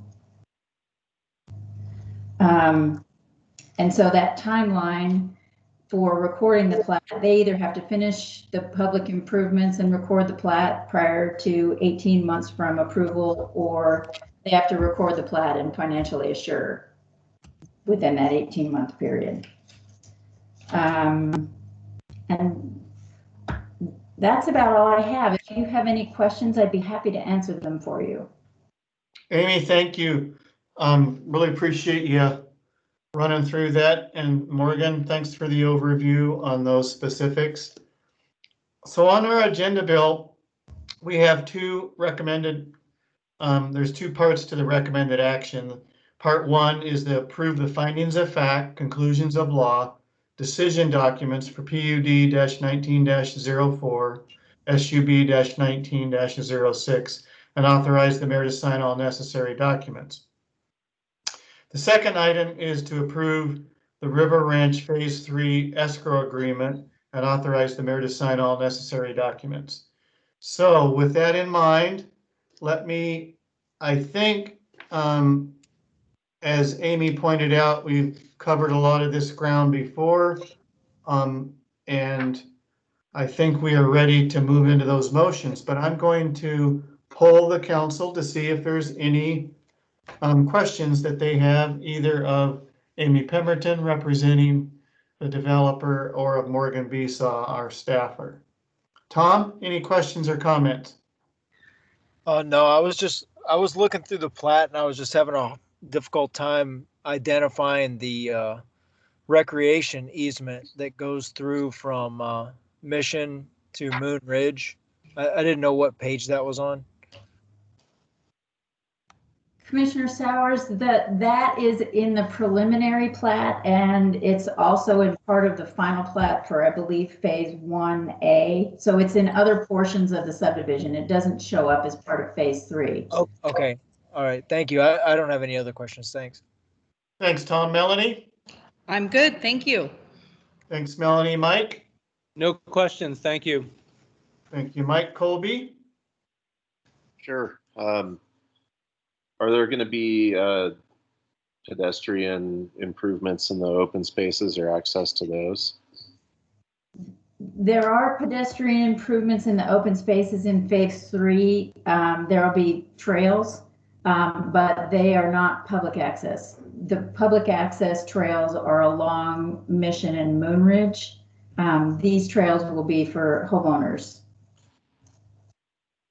And there's a map. Let me see. There was a map showing those trails in the preliminary plat, but I don't see those in the final plat. Yeah, I remember seeing those in the initial conversation. I guess that, and the second question I have is that the developer still intends to put up gates. They want to maintain the right to do that, and I honestly don't know. I know they were working on putting up the gate at the main entrance, but I don't know where they're at on that. And I don't know how often they intend to close them. They do have some homeowners that really do want that. Others don't care so much. So I think it's still something they want the right to do, but I'm not sure how quickly they'll proceed with it. And can I add from staff that both of those were things that the city staff heavily looked into during the general PUD and preliminary plat review period. Unfortunately, although our current code prohibits gates, River Ranch was part of an existing PUD earlier with a previous development agreement that did permit them the gates. So that was looked at and determined by staff and legal counsel as to be something we could not prohibit at this point. And regarding the pedestrian paths along the river, that was also something the staff was hoping to get and did look into, but they weren't identified on our pathways master plan. And our code was very specific about where we could, require pedestrian easements along the river be in accordance with our pathway master plan. And unfortunately, these parcels were not identified. And there wasn't a code section that we could use to require that. Thanks. Those are the only questions I had, and it was carryover from the last time we saw this. Still not a fan of a gated community and city limits and shutting people out. So that's all I got. Okay, I don't have any further comments because Morgan Besaw answered questions I had. So I'm going to ask council to make a motion to approve the findings of fact, conclusions of law, decision documents for PUD-19-04, sub SUB-19-06, and authorize the mayor to sign all necessary documents. This is Mike, so moved. Thank you, Mike. Melanie, you seconded, is that correct? I did, thank you. Thanks, Melanie. Motion has been made and seconded to approve the findings of fact, conclusions of law, decision documents for PUD-19-04, SUB-19-06, and authorize the mayor to sign all necessary documents. May I have a roll call vote, please? Councilmember Machezek, Yes. Councilmember Holmes, Yes. Mayor Giles, Yes. Councilmember Nielsen, No. Councilmember Sowers, No. Thank you, council. The motion passes. We'll now move on to the second part of the recommended action to approve the River Ranch Phase 3 escrow agreement and authorize the mayor to sign all necessary documents. May I have a motion, and would someone second that motion? So moved, Mike. Second, Melanie. Thank you, council. A motion has been made and seconded to approve the River Ranch Phase 3 escrow agreement and authorize the mayor to sign all necessary documents. May I have a roll call vote, please? Councilmember Machesik, Yes. Councilmember Holmes, Yes. Mayor Giles, Yes. Councilmember Nielsen, No. Councilmember Sowers, No. Thank you, council. The motion does pass. So we will have an escrow agreement signed. And Morgan, I think and Amy, that's all we had on that agenda, Bill. I think, Thank you. yeah, thank you both. Really appreciate your help in presenting all of that. So we're going to move on to a different presenter, I think. We're going to talk about the Legacy Beach Pump Station Conditional Use Permit. That's Agenda Bill 20-232. And then Agenda Bill 20-235. Request approval for construction contract award, also Legacy Beach, and it's the intake station reconstruction. Nathan, are you helping us with that? You know, Bob, this is Morgan, and I'm going to introduce it and as staff, and then I will hand it off to Nathan as the applicant in a moment. Great. Thank you very much, Morgan. Absolutely. So this is a conditional use. Well, actually, first of all, can you see the pictures of the pump station on my screen? Yes. Yep. Perfect. Yep. Super. This is a conditional use permit application because per Mccall City Code, Legacy Beach is zone civic, and per code, public service facilities require a conditional use permit within the civic zone. This application also came through for design review and shoreline review because it is within 150 feet of the ordinary high water mark of Payette Lake. And those applications were both approved by the Mccall Planning and Zoning Commission during their last meeting. So, and then this application was unanimously recommended to City Council for approval without a second public hearing. So, as I mentioned, the park is civic zone. It is a little over an acre. The building height of this structure, well, a little over an acre is misleading because the park is actually comprised of multiple parcels, which we'll get into in a moment when we discuss conditions of approval. The proposed new building height is quite modest at only 12.5 feet from grade. Lot coverage in the civic zone is allowed at 80%, and it includes only structures. It doesn't include parking and walkways and patios. And so this project is at 3% of allowable coverage. There's no other structures on the site. There are a few planning issues though. So we talked about the 50-foot setback from the ordinary high water mark a little bit earlier, and this structure actually encroaches into that 50-foot setback, about 10 feet. And so this application is going to help bring that building much more into conformance with our existing code. The 10 feet of the building that is encroaching will be removed, and the portion of that building the new addition will be on the opposite side. So this really helps bring that building not only into an improved aesthetic, but more in line with our shoreline code. Code does not allow for expansions of nonconformities, so we couldn't expand further into the setback, but you can do additions provided the portion of the new construction is in compliance with code, and that any modification to the non-conforming portion can be reduced. So that's why we can do this work in the setback. parking, no parking spaces are provided. However, there is a paver drive area that could be used as a parking space if an employee goes to check on the facility. No employees are intended to work on this site full time.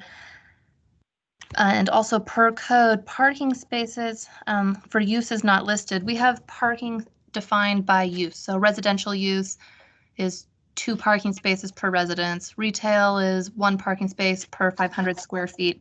And when there's not a use in the chart, such as in this case, there's nothing that says, pump station, the code and the council have the ability to determine what is an appropriate parking. So being that this site is not intended to be used and there is a space that someone could park if they needed to work there, the commission found that the parking was sufficient. The new landscaping plan calls for 10 new trees, 5 thimbleberry, 10 spirea, 5 thimbleberry, a flowering crabapple tree, and 4 new maple trees for screening. We talked about the code. I have not received any public comments. I didn't receive any for the P&Z meeting. Earlier, no one spoke at P&Z in favor or against this, and no one has submitted new comment for this evening either. There are only 2 outstanding conditions of approval.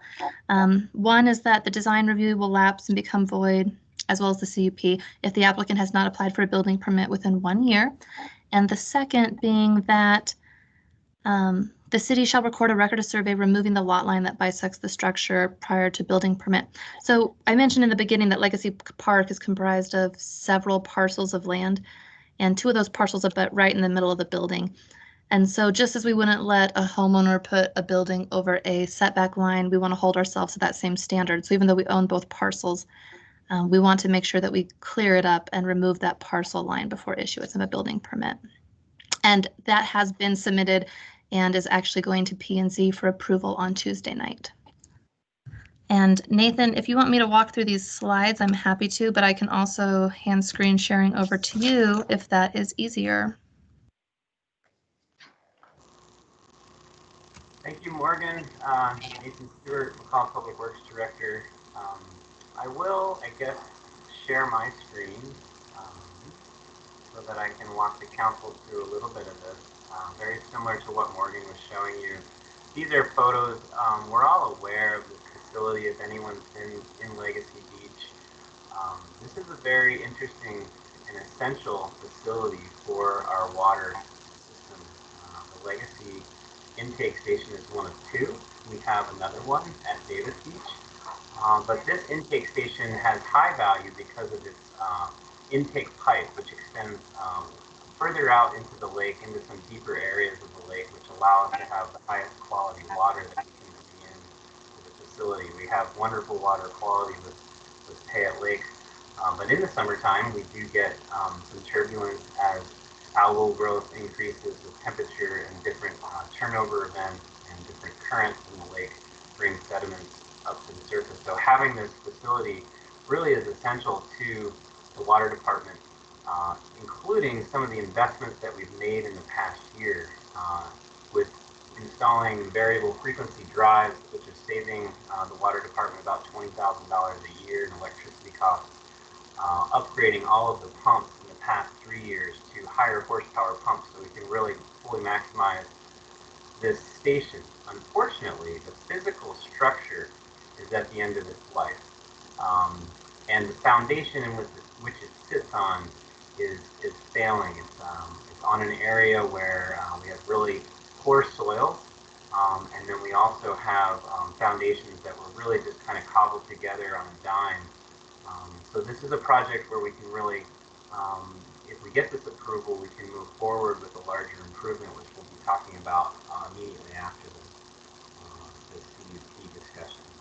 So we've worked well internally. It's really nice as an applicant being the city, we can work with the Parks Department to fully vet through how our project can comply and work to improve some of the issues they have out there managing the facade and some of the trees. All of the existing trees that you see on the screen are aspens, and they're really problematic when they're up close. So we've worked on a landscaping plan, which is down here, that moves those trees further away, different tree species that are much more suited to a park environment, improving access not only helps with our maintenance crews going in there and creating a safe environment, but also when we drive in there, we're not destroying irrigation heads and things like that. So I'm really proud of the work that all the staff has done. We've uncovered challenges as we've gone along with the setback requirement, trying to not have to go through the variance process. We were successful in doing that so that we could expand the building to the east instead of replacing the portion that's failing to the west. And then also discovering these lot line issues. So we're cleaning up a lot of old business and bringing this into compliance, working with local architect LeGrand Bennett to really come up with a nice design that we think meets the intent of this facility with the flat roof, not trying to obstruct the views, but still also make it protected and safe. We really want to bring this project into a state where it's resilient to vandalism, it's resilient to accidents that could happen. This is a public space, and I'm really excited to get this project moving because I think it will really improve the overall presence of this building on our important legacy park, but also make a much more safe and functional workspace for our water crews that have to maintain it. With that, I'll stand for any questions. Okay, this is Bob. So I'm gonna ask Morgan and Nathan to help me. We budgeted 10 minutes for each of these two topics. So we're gonna try to move along. I want to make sure that council gets to ask all their questions, but as we move into the next part of this, if you could just remember that that's, for better or worse, that's what we had planned on for tonight's meeting. We budgeted 10 minutes for each of these two. So let's go right to questions. Tom, you're up first. I don't have any questions at this time. Thanks, Nathan. Melanie? I also have no questions. Thank you. Thanks. Mike? No questions. Colby? None for me. And none for me. Let's move on to the recommended action. I need someone to make a motion to approve conditional use permit application CUP-20-01 for Legacy Beach Pump Station as recommended by the Mccall Area Planning and Zoning Commission and authorize the mayor to sign all necessary documents. So moved. Thank you, Melanie. Is there a second? Mike, second. Thank you, Mike. Motion has been made and seconded to approve conditional use permit application CUP-20-01 for Legacy Beach Pump Station as recommended by the Mccall Area Planning and Zoning Commission and authorize the mayor to sign all necessary documents. May I have a roll call vote, please? Councilmember Holmes, Yes. Councilmember Machezek, Yes. Mayor Giles, Yes. Councilmember Nielsen, Yes. Councilmember Sowers. Yes. Thank you, council. The motion passes.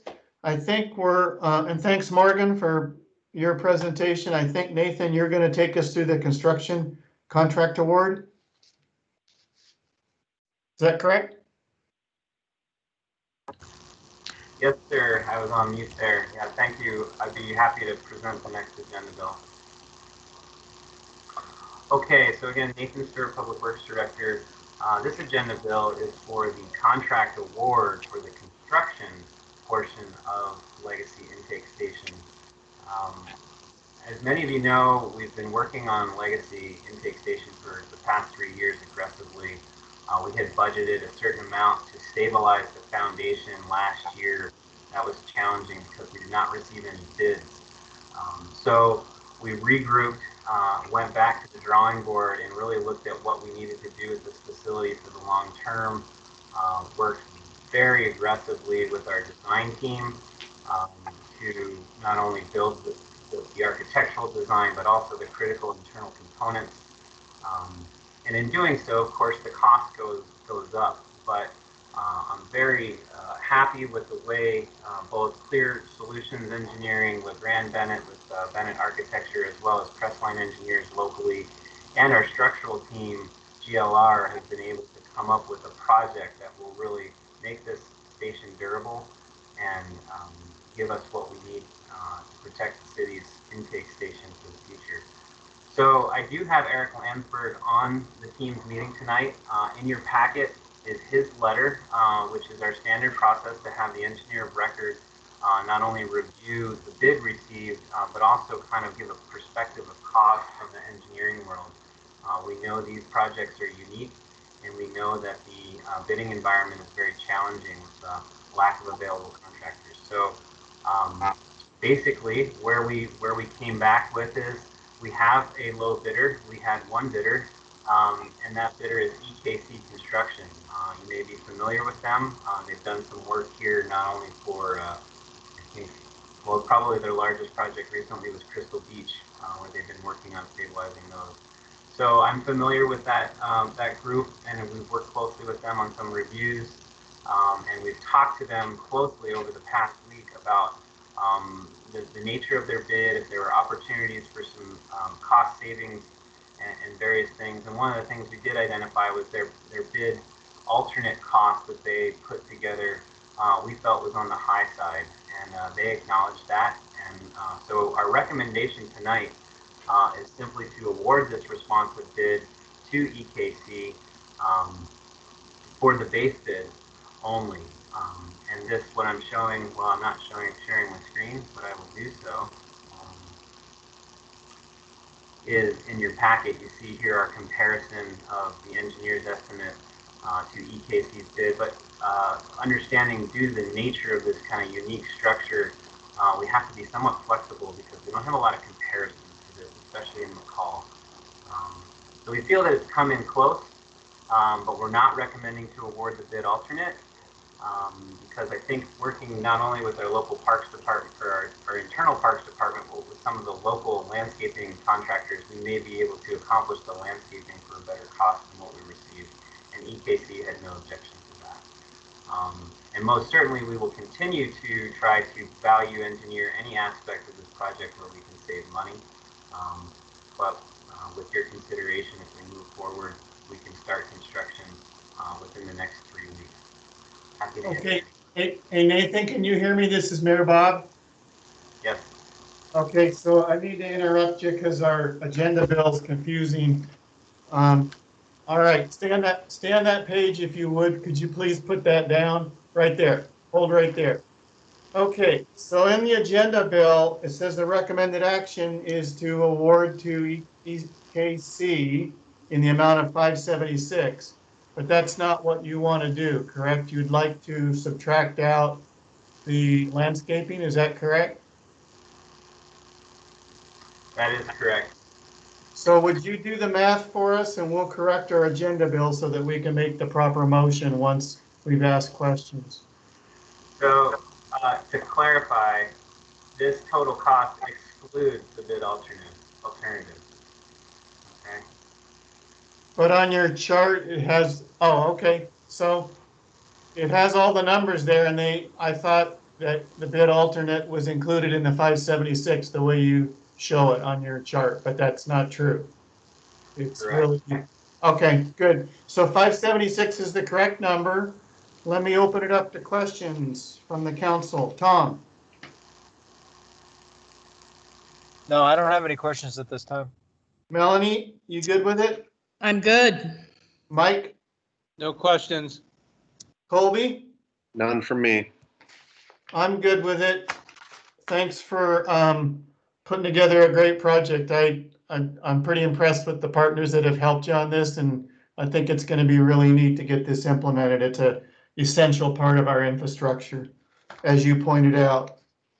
So let's go for a motion to approve the construction. The wording is award the Legacy Beach Intake Station Reconstruction Project construction contract to EKC Construction Incorporated in the amount of $576,056.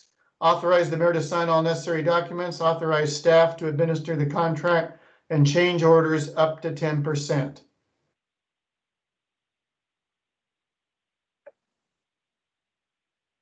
So moved.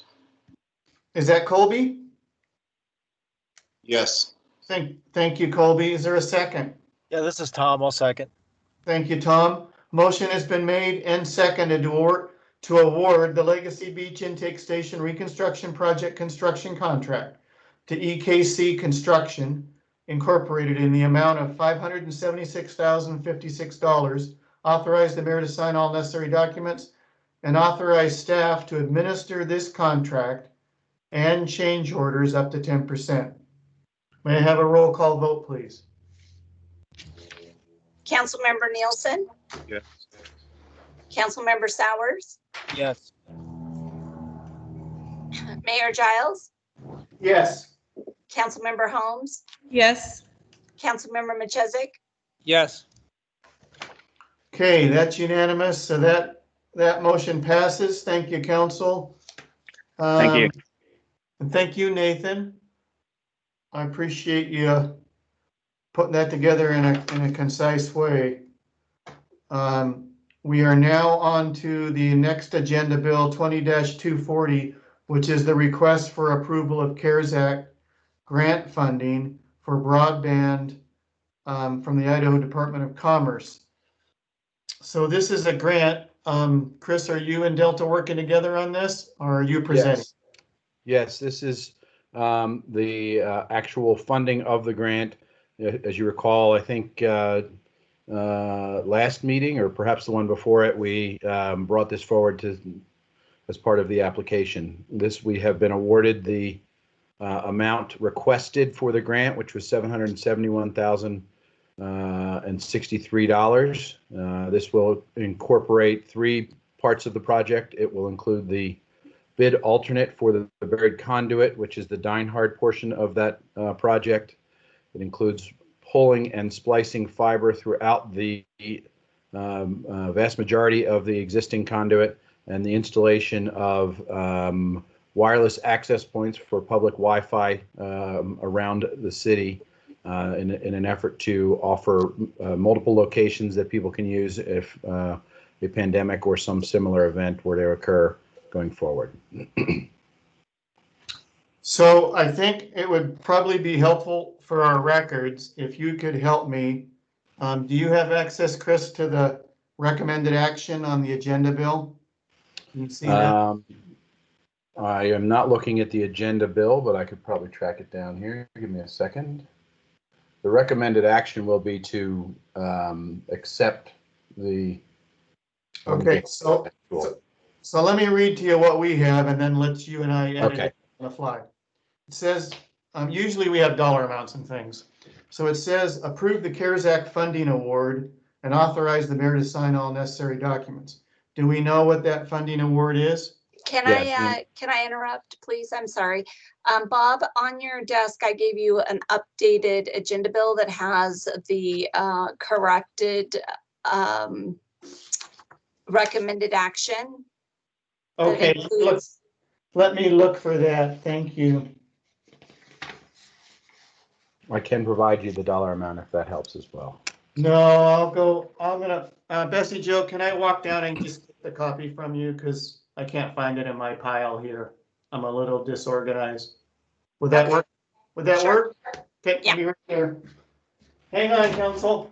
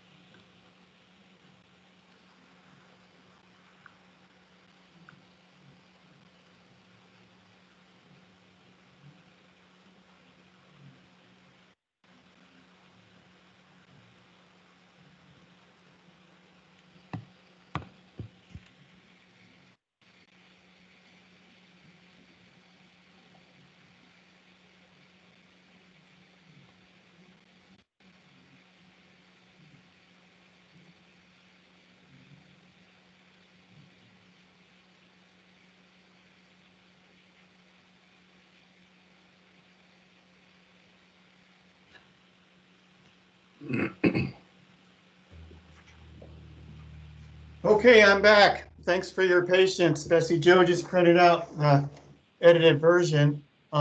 It's somewhere on my desk that I lost. So here we go. This is the wording. Approve acceptance of the grant amount, $771,063, subject to review of the grant agreement by the city attorney.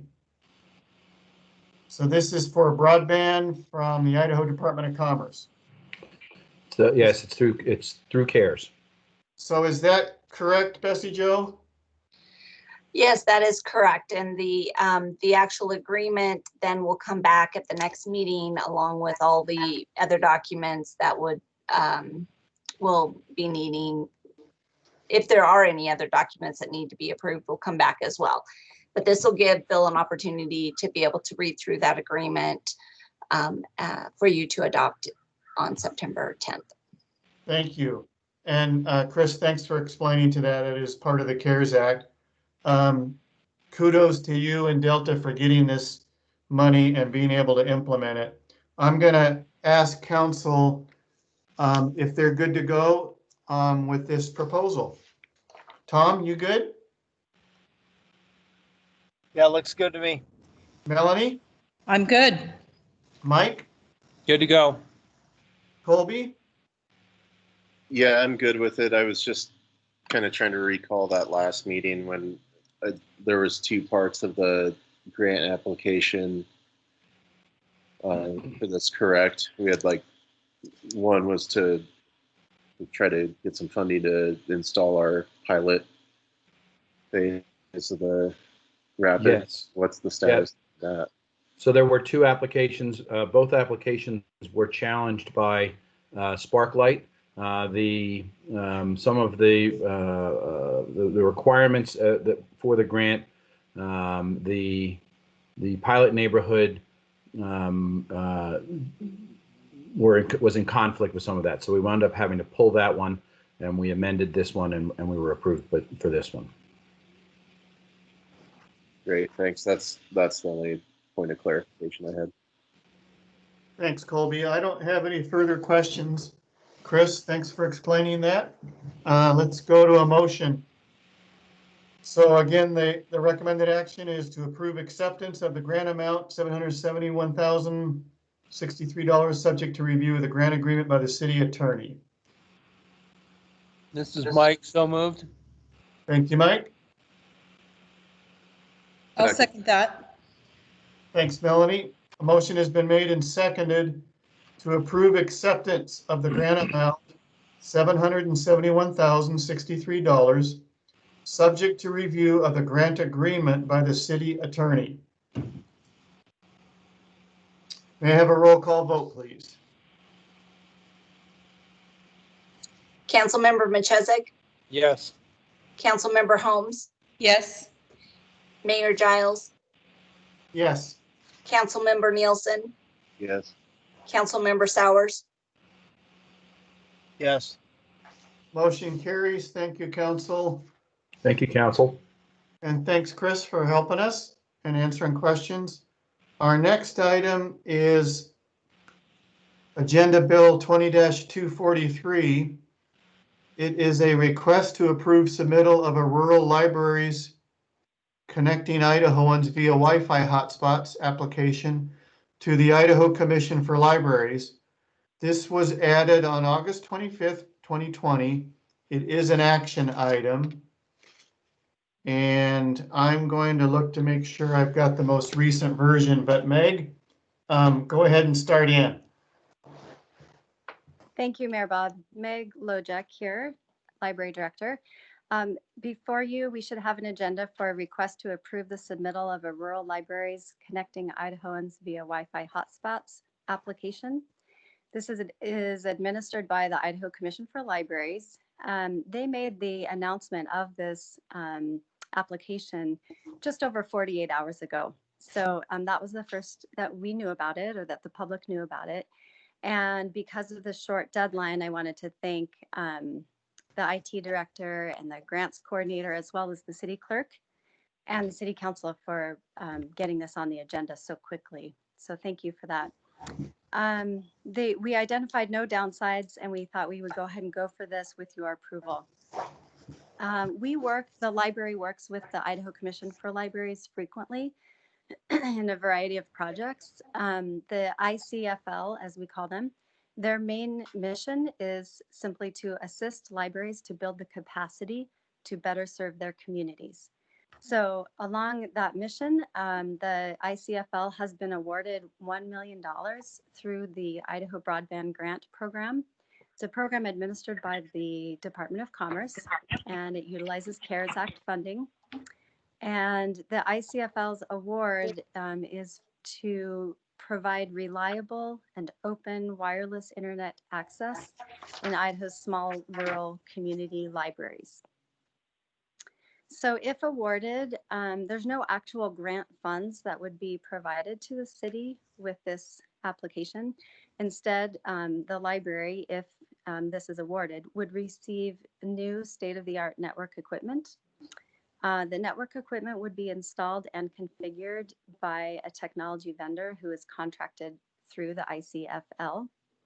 And that technology vendor would then work with our city to schedule a site survey of the library to determine what new equipment would be needed to enhance and ensure reliable community access to the library's public Wi-Fi system.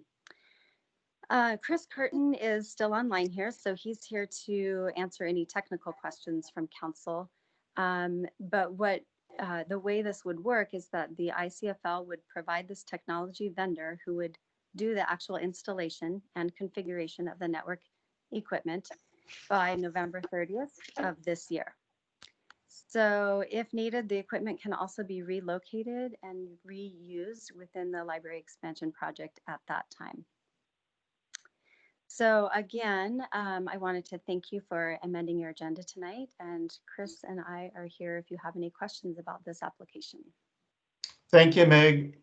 Sounds like it's super timely, and sometimes things are happening real fast. So I know it's not so much a burden on council. Staff has to rally and get things done, and they briefed me earlier this week about this item. So I'm glad that we can talk about it tonight. It's a great opportunity.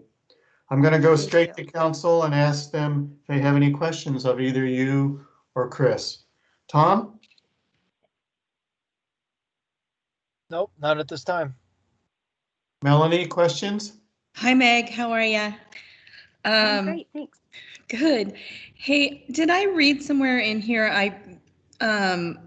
I don't know if I misunderstood this, but that there would be no other grants that would be able to be accepted, or was it just a specific grant from this particular connection? Did I read that right?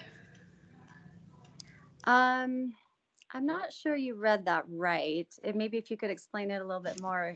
Well, and I could find it, but if that doesn't sound familiar, then I'm good. I wasn't sure if this prohibited you from going after other grants in the future.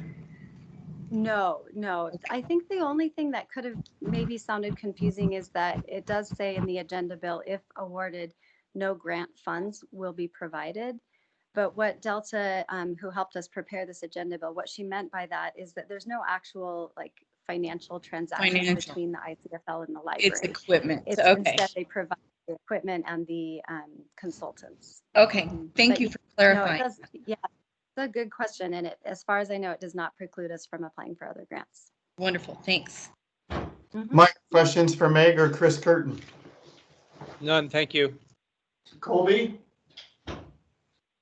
No, I don't have any questions. It looks like a good opportunity. Agreed. I agree. So let's see if we can get a motion and a second to get this approved and follow up with it.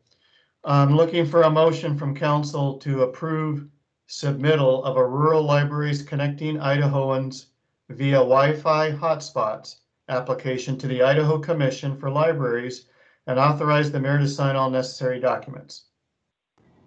So moved. Thank you, Melanie. Second, this is Tom. Thank you, Tom. Motion has been made and seconded a motion has been made and seconded for approval, submittal of a rural libraries connecting Idahoans via Wi-Fi hotspots application to the Idaho Commission for Libraries and authorize the mayor to sign all necessary documents. May I have a roll call vote, please? Councilmember Holmes, Yes. Councilmember Sowers, Yes. Mayor Giles, Yes. Councilmember Machesik, Yes. Councilmember Nielsen, Yes. The motion carries. Thank you, council. And thank you, Meg and Chris Curtin, for presenting this, and hopefully it plays out great. It sounds like a great opportunity. Thank you. Thank you. All right, now we're on to a pretty meaty topic. Agenda Bill 20-238, request to consider participation in the CARES Act funding for public safety grant initiative, Psgi. This is an action item. We've talked about it several times. We have a lot of good information that our staff, primarily Linda, has rounded up for us. And we have 20 minutes budgeted for this topic. So I'm going to turn it over to you, Linda, to take us through the handouts and what you've learned. And then I'm sure there'll be questions from council for you. Thank you, Mayor Giles, members of the council. This is Linda Stokes, City Treasurer. If you recall, back in June, the CFAC committee, which is the Coronavirus Financial Advisory Committee to the governor, they proposed this public safety grant initiative, and the governor rolled that out in June. There's a pretty short timeline for cities to respond. And this is a voluntary program grant initiative. Cities were required to submit a letter of intent to participate by July 17. The city manager, Annette Spickard, and Mayor Giles, they sent the letter on to the CFAC committee on July the 15th. CFAC committee then provided notification to the city on or about July 24 of what our pro rata share was of the funds made available for the governor's public safety grant initiative. And the city's portion of those dollars was $305,371. The governor also included in your packet a proclamation from the governor's office. This executive order number 2020-15, where he directed the State Tax Commission to do a number of things, revise the L2, come up with a formula to hold urban renewal agencies harmless, and various other things. So that's included in your packet for you to review if you would like. Also included in your packet was a copy of the letter that was submitted on July the 15th. Earlier today, so at the time of the printing or the writing of this agenda bill, there was some question that the State Tax Commission needed to rework the amounts that they had calculated for all of the cities and counties who had urban renewal districts or urban renewal agencies, of which the city of Mccall has one. The amount needed to be recalculated. They thought that they were overstated, and so at the time of the printing or at the packet, that piece of information was missing. So earlier today, Bessie Jo Wagner, City Clerk, sent out an email with a memo from myself and copies of the revised L2 worksheet. It's similar to what you've seen in the past. I plan to walk you through that, the different attachments, and I can put them on my screen if you would like. I am ready. I also updated the packet online with information. Did you? Okay. So I can share my screen, or if everybody has the information, then I can just walk you through that calculation. So the first the first worksheet behind the memo. Okay, let me take a step back. So the memo, so the State Tax Commission notified us, the City of Mccall, earlier this week with a recalculated amount that the Urban Redevelopment Agency could lose should the city participate in the Governor's Public Safety Grant Initiative. We have 2 allocation areas, and the calculation for both of those revenue allocation areas is approximately $18,196. So the city would be required to remit that amount to the Mccall Redevelopment Agency to keep it whole. So the State Tax Commission revised the worksheet and the $20 certification forms to account for that tax relief. So in the memo, I listed all of the reports and gave a short synopsis or a short description of what was changed on the worksheet.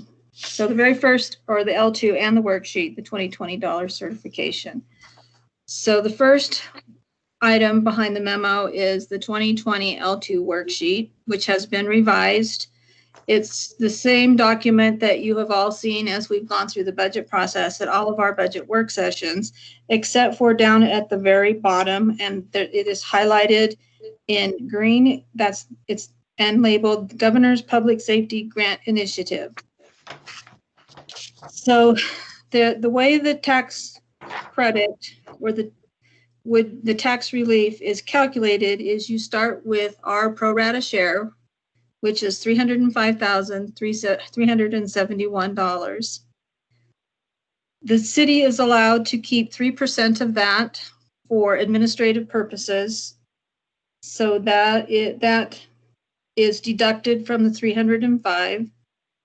Urban renewal agencies are to be held harmless, and so the State Tax Commission has calculated that amount to be $18,196. So on line 20, 20A and 20B, you subtract the two amount that you, okay, let me start over. Line 20 is our total amount that we will receive from the CARES Act funding. Subtract line 20, the 3% that the city gets to keep for administrative purposes. Line 20B, the amount to hold urban renewals harmless, is also subtracted to arrive at line 21, which is the total amount of the tax relief that would be provided should you choose to participate. I kind of bungled that up, so I can stop here and see if there are any questions, because all the sheets are related. So Linda, just so to help us out, we're not looking at, some of us are looking at a screen, some of us are looking at a handout, and there's no line numbers on a handout. So could you read what it is and then take us through just those key items? Because some of us are working off paper copies. Let me share my screen and see if that will help. Sure, that will clear it up. That would. Thank you. But yeah, otherwise we're kind of lost. We don't know where these line items are. Oh my gosh. Okay, hold on.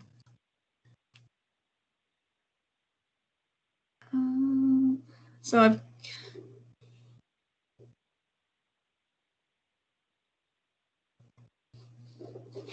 just give me a second, working out some technical difficulties here. Like where my mouse is. Okay. Now.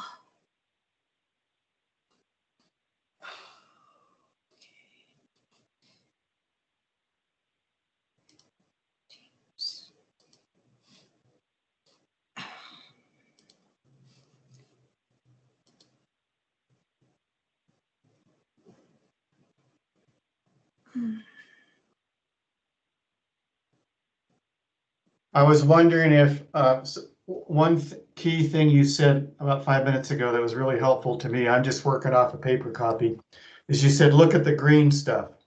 And if that's kind of what you're trying to get across to us, it says participating property tax per $100,000 valuation. It's in green. No, that's not Linda, the would sheet. you like for me to share mine? Yes, please, because I'm having issues. I can't figure out where my stuff is to share because I couldn't join through Teams. So that would be definitely helpful, Bessie Joe. Thank you.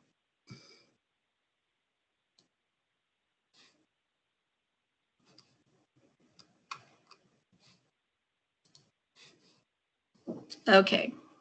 So Bessie Joe, can you scroll down so that I can't move my, so there, stop right there. So this form here is the L2 worksheet, which calculates the maximum amount, including foregone, that the city can levy.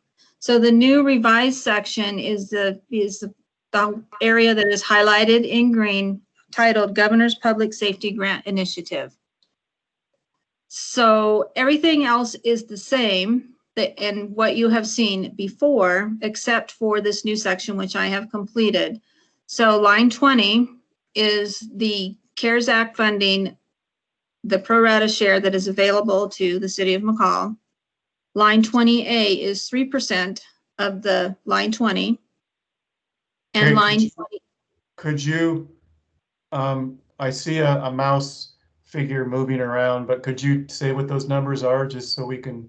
Yes, so thank you, Mayor Giles. So the city amount of CARES Act funding is $305,371.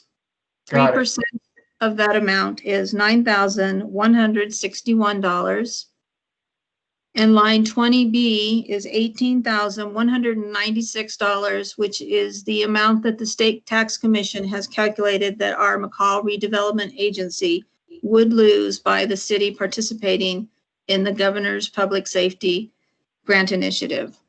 So subtracting the 9,000. When you say they would lose that, I heard you say 10 minutes ago that we have to make them whole. So do we have to give it some our general fund? That's the amount we have to give them so they're not hurt by this initiative? Could you explain? No. So the way that this CARES Act works is in December, before December 30th, the city would receive a check from the state of $305,371. Yes. So 3% of that we can use to offset our administrative costs for participating in this initiative. Right. We would then write a check to the city, or excuse me, to Mccall Redevelopment Agency for $18,196.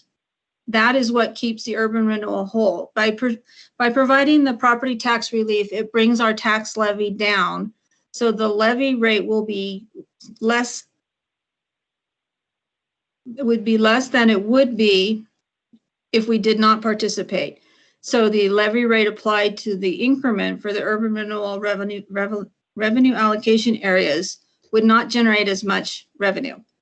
So therefore, to keep the Mccall Redevelopment Agency whole, the city will be paying that amount as the difference. So they would receive that amount from the city and it would not be collected by the county. Gotcha. So that's how they're kept whole, which was what they told us 2 months ago. The city pays them that $18,000 and then their budget doesn't change. Yes. So in essence, the city will decrease their tax levy by $278,000 and $278,014. Gotcha.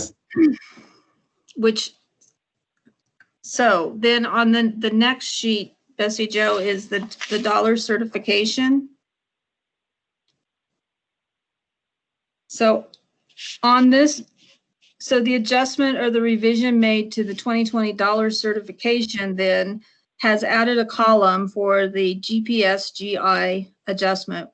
So for us, the amount is $278,014.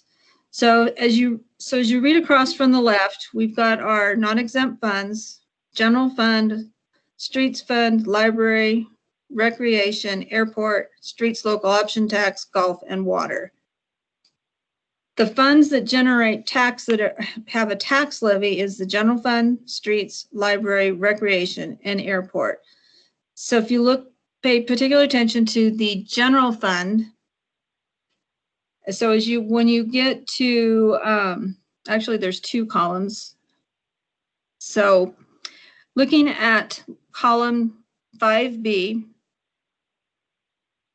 $305,371 has been entered as our approved GPSGI amount. The tax relief that we will be providing is $278,014. So go back to column 4. Let's see, those are other revenues. Never mind. So basically, the tax levy for the general fund, that's where the police department lives, will be decreased from $278,000 by $278,014, which decreases our overall levy. And so I think with the next schedule, which is the it's the levy rate calculation worksheet, I think it'll become a little bit more clear for you. So this levy rate calculation worksheet is required to be completed by the district, or excuse me, by the county. I completed this worksheet using our taxable market value I received from the county, the increment value, again, received from the county, to get our total taxable, our net value, the net taxable value.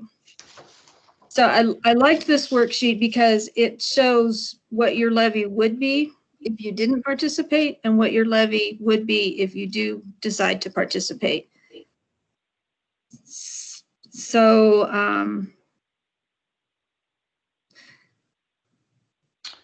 if, Linda, yes. Quick question then. I think this ties in really well with your memo.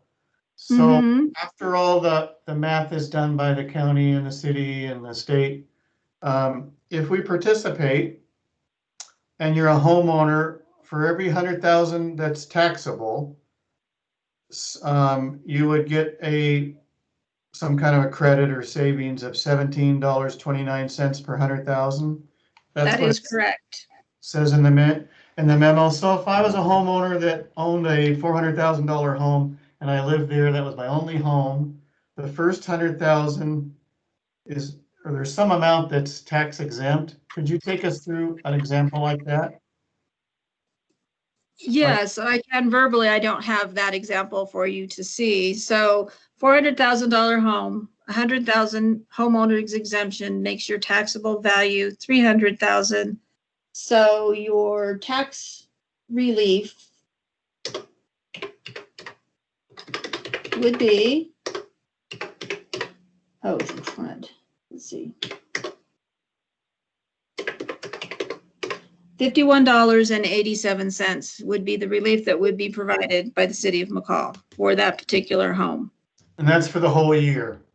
Yes, that's an annual amount. Thanks. I really appreciate you boring down and getting us real numbers on that, because I think all of us on the council are gonna, we're struggling. This is somewhat of a political decision. We know some other cities throughout the state are participating. Quite a few are. We think they are. I think there's 28 cities that sent in a letter of participation, if I recall correctly. Yeah, so homeowners are, some of them are that are really down on taxes are watching this carefully.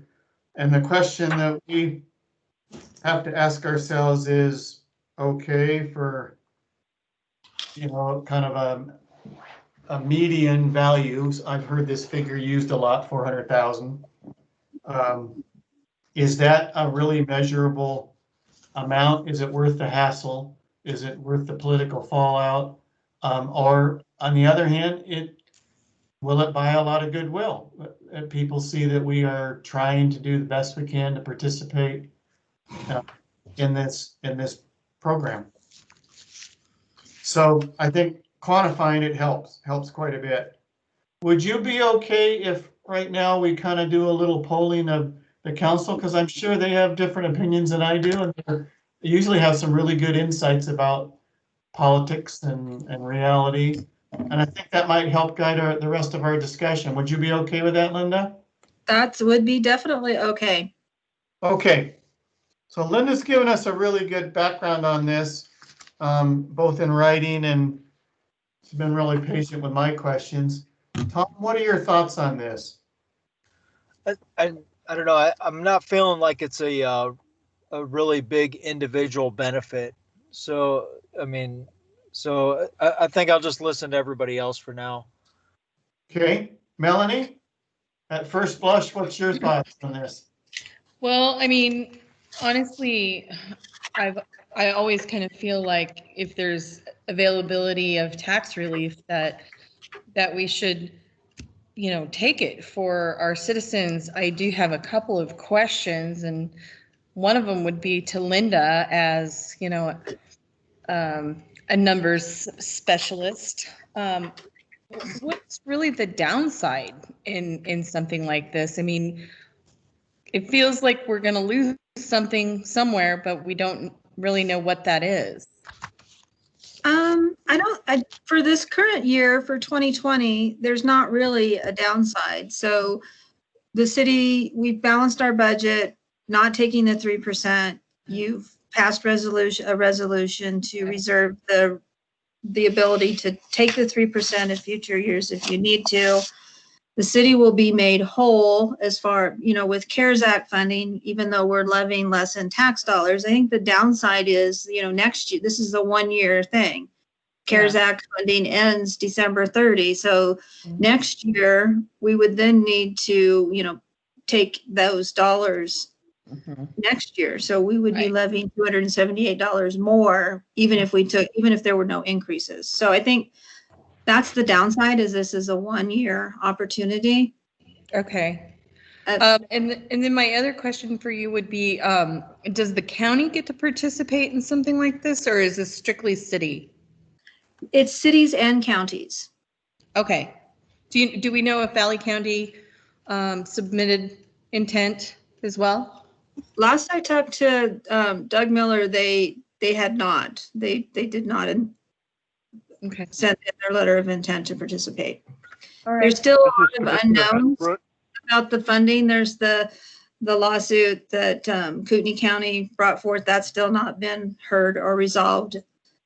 So there's some uncertainty surrounding the dollars. Okay.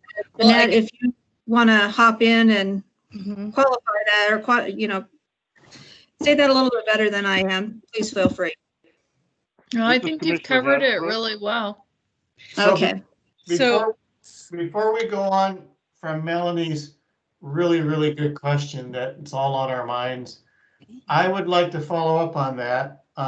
Suppose we didn't participate in this CARES Act funding for public safety, but we've already made it a very wise decision, I feel, by the council, is that we're not taking the 3% and we're not taking the foregone this year.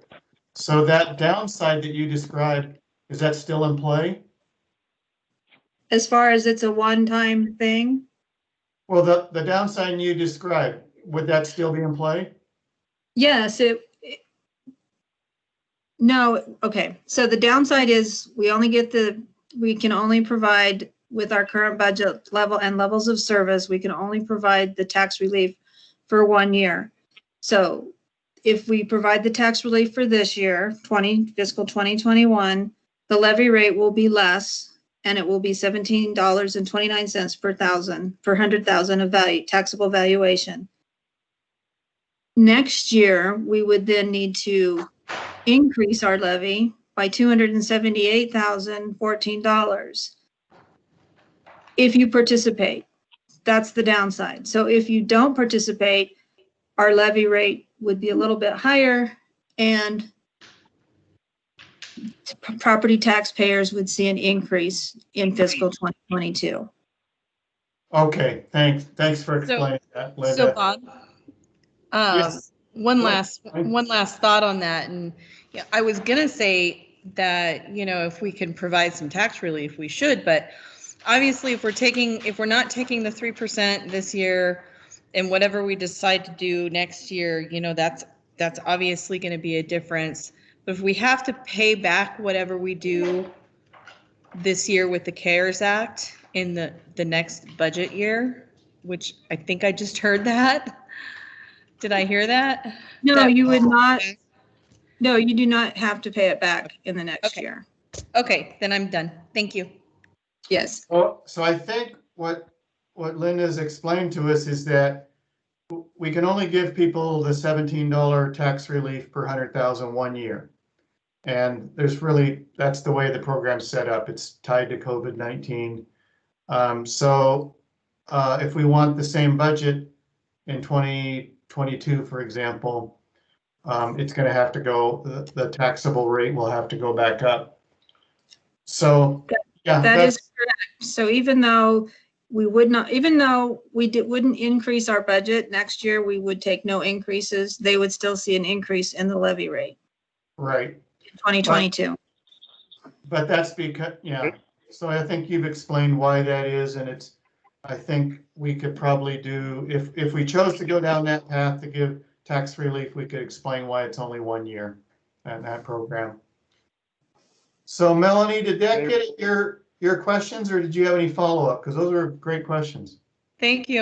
No, actually, that made it pretty clear in my mind. And, you know, I think as long as the public understands that, you know, we have, you know, a chance to do this for a year, and even if it's relatively small in terms of what they get something out of it. Yeah. No, that's a good point. Mayor Mike? Giles? Mayor Giles? So who's asking me this question? Is this a member from the public or the council? Commissioner Hasbrook. Yes, Commissioner. Thanks. Welcome. Commissioner, I hate to intrude, but there was a question earlier about why the county didn't do that. And when we looked into it and started figuring it out, what ends up happening is your budget is lower next year. And so you have a hard time making that back up because you can only increase your budget by 3%. Everybody knows that. But this is such a small amount compared to your total budget, it's really not too much of an issue. But that's why we didn't do it at the county. We went with the FEMA funding, and that seems to be working a lot better. Thank you, El, for providing that perspective and answering that question. I really appreciate it. That's very helpful. Let's go on to Mike Psgi. Your thoughts? I guess my question, Linda, is from you being kind of the expert as it relates to the numbers on this, I mean, do you have a suggestion to council as far as what makes the most sense to you? I really don't. I think Mayor Giles captured it pretty clearly. It's basically a political decision. It's not necessarily a financial decision. The city is held, you know, we're able to provide police services with taking the CARES Act, and we're able to provide police services without using the CARES Act funding. So I think it, you know, what it boils down to is just a political decision. Would the council provide, do you want to provide tax relief for this 1 year? And then that to me, I think is the gist of it. And so again, just so the downside of if we're doing this to provide tax relief for within city limits, then the downside of that in its most nutshell version is what? What's the tax? The downside is tax relief for 1 year. So in fiscal 2021, in the fiscal 2022, to calculate your maximum allowable amount that you can levy, you take the higher of the last 3 years tax levies. So as far as calculating what we could take next year, the governor has committed that that would not be, we would not be adversely impacted that way by levying less this year. So, Counselor Machezek, if I can jump in for a quick second. The downside in my mind is the communication or understanding on the taxpayer side of the equation. They'll see things drop or be flat or less than they expected this year. But then after we are in our budget process next year, and we're at this point today, a year from now, the percentage increase or it will look like a big jump up in taxes to them next year because it gets made up basically, where our levy again gets reestablished at the rate it would have been without the tax credit being talked about tonight. And so we'll either need to do a super good job educating people, again, reminding them of why when we get into the budget process next year. It looks like there's a big change in the tax amount when really it's just getting reset again as if we hadn't had the CARES funding. Our budget itself doesn't really go up, but what's reflected on your property tax statement would, if that makes sense, because this CARES Act is basically subsidizing the tax bill for the property taxpayer this year. And then it goes back to normal again. So there could be, some pushback about that next year if people are not understanding why there was like this blip. That's helpful. Yeah, that makes sense. I don't have any other questions. Good discussion. Thanks for explaining that, Annette. Colby, what's your thoughts? I think I've had all my questions answered. Great job of clarifying. Thanks. Share with us how you're leaning, because this is when I reviewed the agenda, I said this is going to be a tough one for us as a council to make a really good decision on this. So where are you leaning, Colby? It is a tough one. I mean, I guess, how I'm even like trying to picture this is, drawing a straight line and a generally upward trend from left to right. And then there's a little blip in the middle, and then it goes right back to the same average moving up. I can't see that this amount next year is going to be overly substantial to return to essentially back to normal. I know that come next budget cycle, we'll probably do our best to try to avoid, taking any more than we need to. I think that's the general MO for us. And, I think that it's not a huge tax relief, for a lot of people, but it definitely is some token of consideration to know that tough times may be ahead of us. Anyways, I still feel like we haven't reached the hard times of this pandemic yet. So I guess I'm kind of leaning in favor of it, but I don't know. I'd like to hear what other folks are thinking. Yeah, I agree. It's a really tough one. And I think at every stage from June, when this idea was first hatched, I know Annette and I have had a lot of discussions on what's the responsible way to proceed. We spent a lot of time making sure that what we're participating in, if we decide to go ahead tonight and meet the September deadline, is that we are legally sufficient, but we have a lawsuit out there swirling around. There's a lot of uncertainty. As far as we know, the way we've calculated the numbers, it's been ethical and correct and tied to COVID-19. We believe that it's legal. So it does come down to a judgment call and somewhat of a political. With that in mind, I'd like to poll, before I ask for a motion to either option 1, which is to participate, and option 2 is to use the standard L2 form. I'd like to poll all of us again, and if you could share where you're leaning, where you would vote, that'll help before we make a motion. Tom, after hearing the discussion, what do you think? I'm leaning towards not participating, just I guess because of 2 reasons. It doesn't seem like it's going to have a tremendous effect. And it sounds a little like we might be playing kick the can to next year's taxpayers. So that's just kind of my 2 reasons. Okay, Melanie? I'm leaning towards participating because I think something is better than nothing.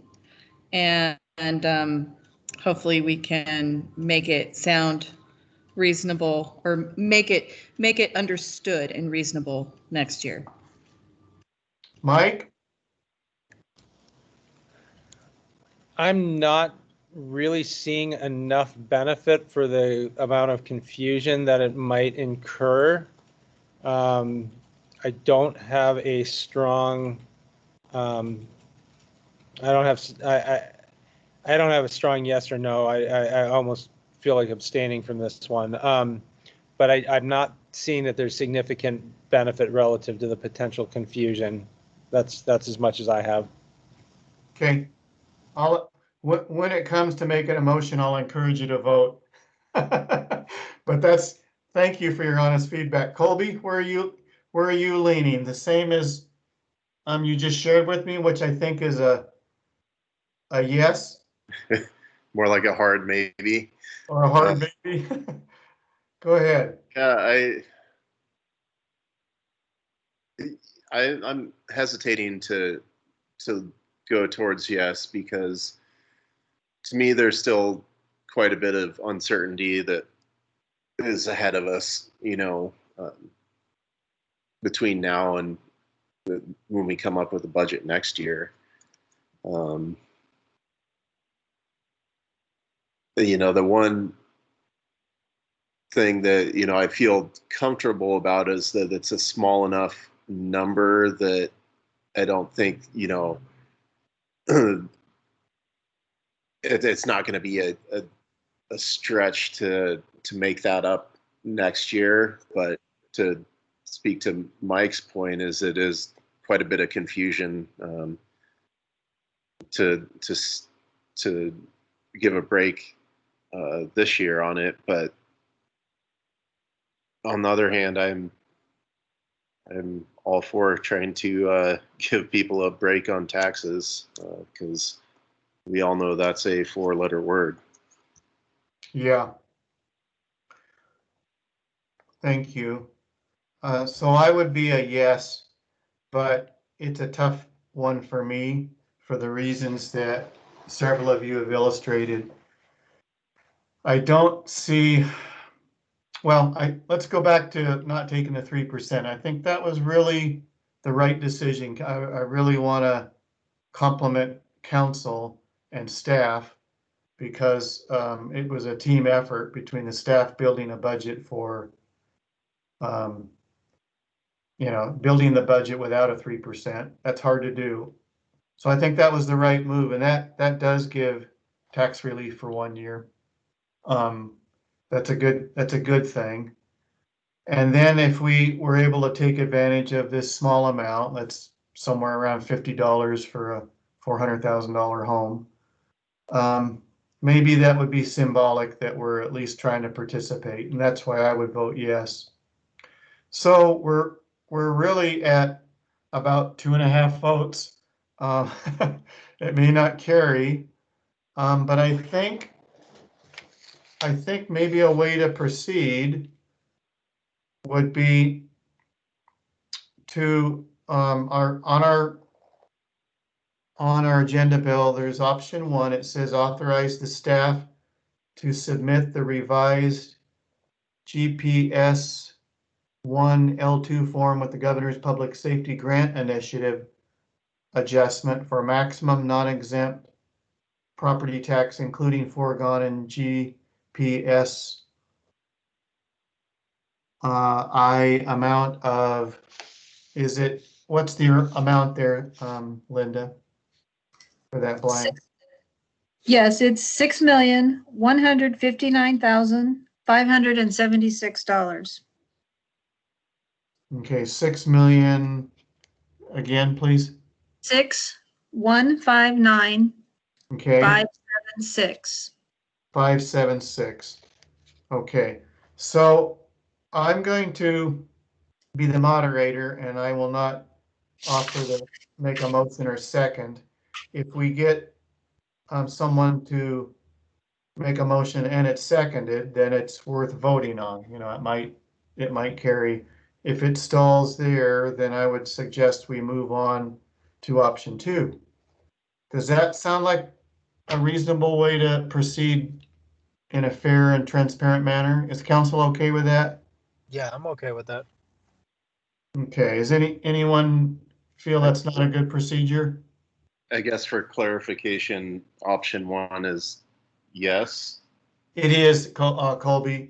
The short answer is yeah. It's yes, we'll participate in the governor's public safety program. That is correct.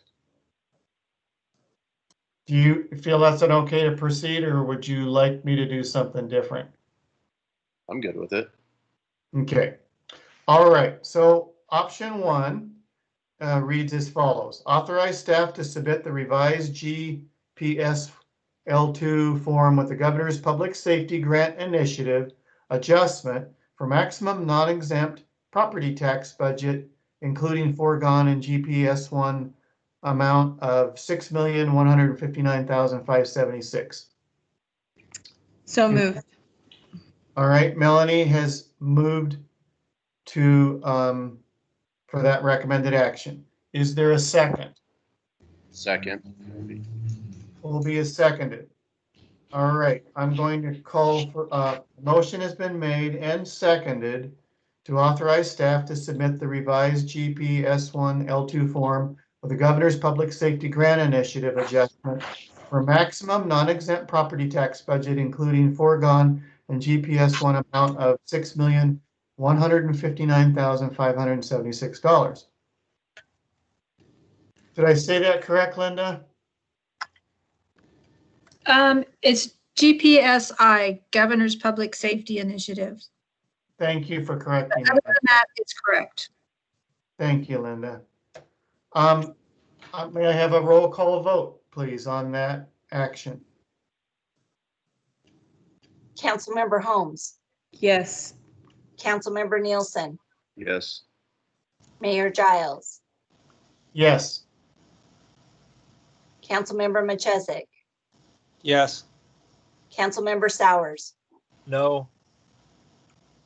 Thank you, everyone, for voting. I know this is a really tough one. The motion carries.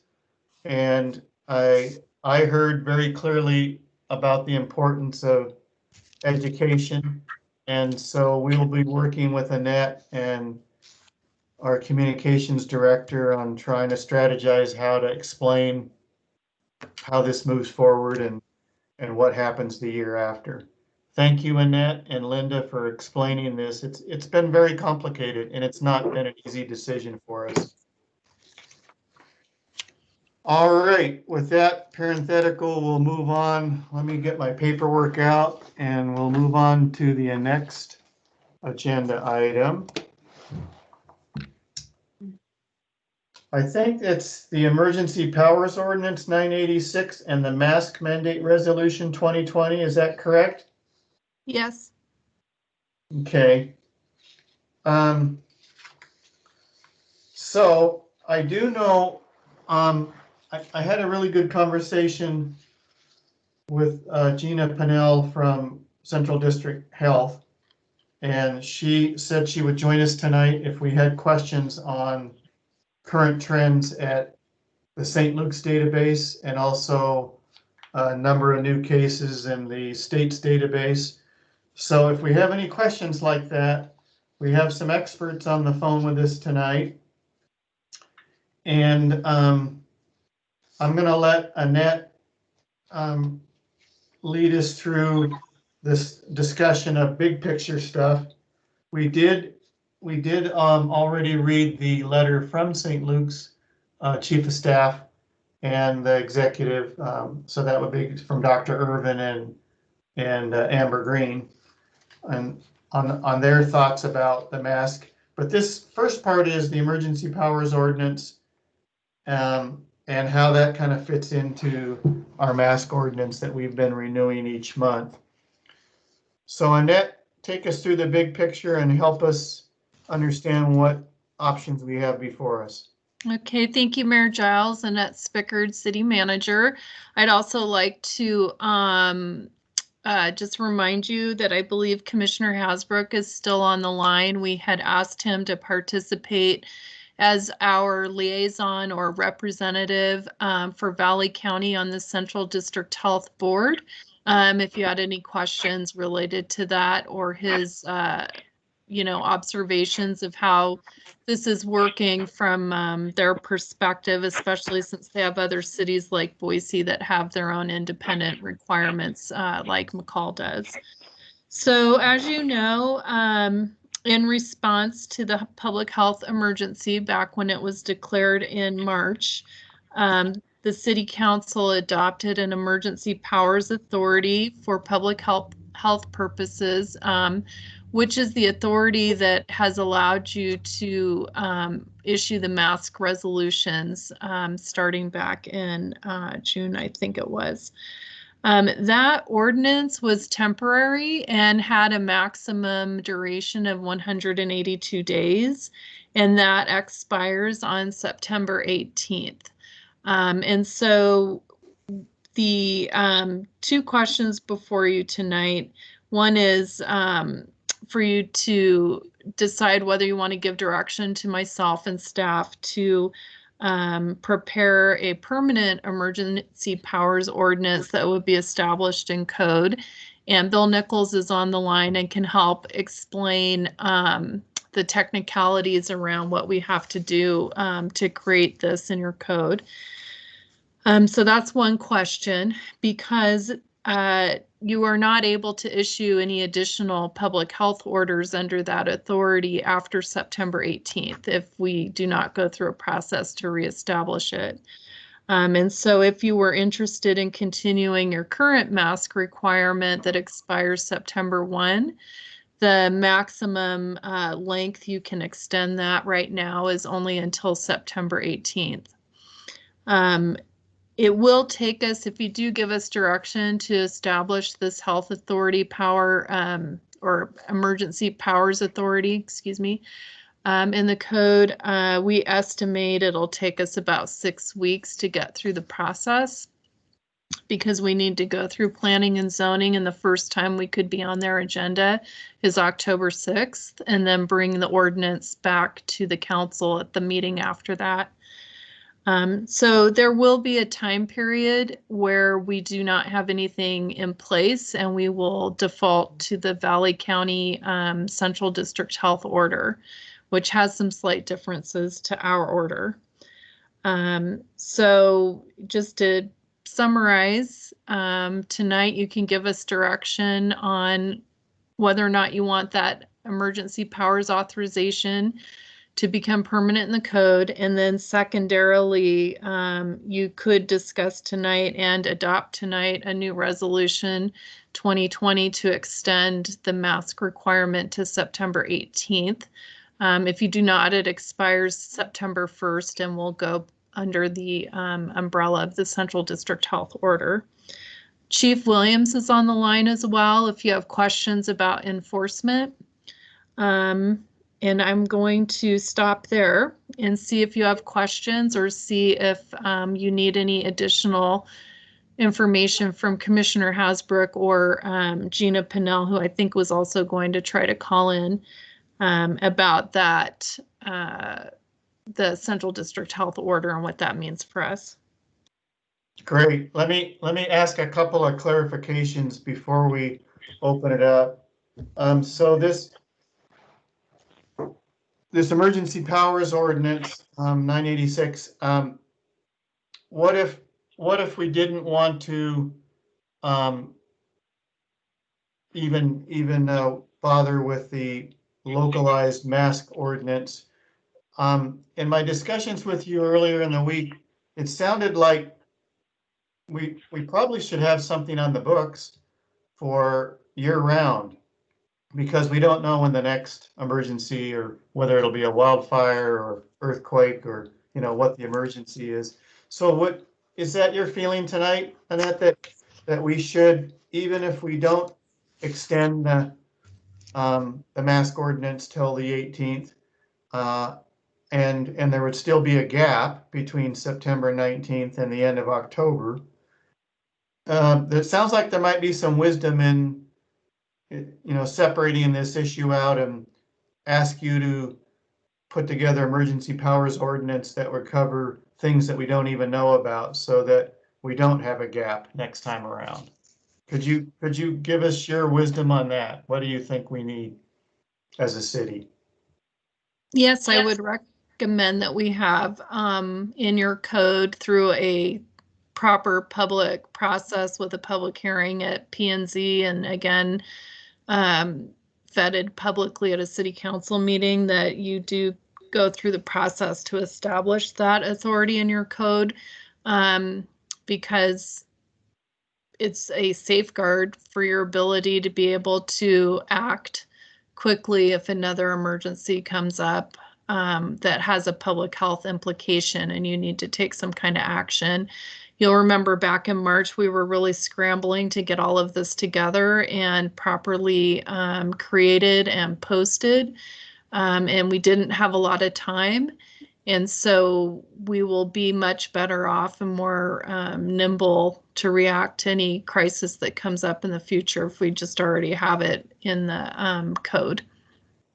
I agree. So I'm going to make a suggestion that we do three things, council.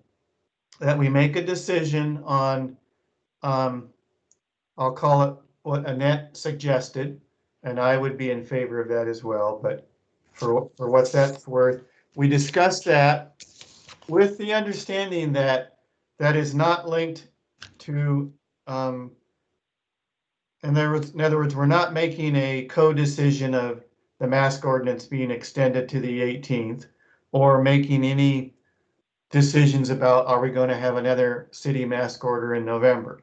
That's a separate item that we'll discuss 5 minutes after we discuss this. And then the third item that I think we need to nail down tonight is, do we want to have a mask ordinance till the 18th?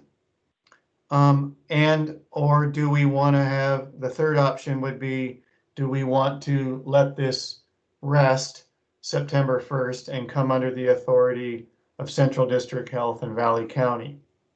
And before we make those second and third decisions, I would suggest we hear from Commissioner Hasbrook and also Gina Pinnell from Central District Health. Does that sound like a good way to proceed, council? Does anyone have any objection to that? I'm good. Okay. So let's talk about, again, not tied to the mask ordinance, let's just talk about emergency powers. I really think there's some wisdom in what Annette suggested. I would like to hear from each council member whether you think this should be on the books year round. And again, it's not tied to the mask ordinance. It's just, I think, good business. Tom, I'm going to start with you. What do you think about Annette's suggestion and my suggestion? I'm going to let everybody. I'm sorry, I didn't hear you, Tom. Could you repeat that? What's your thoughts on that?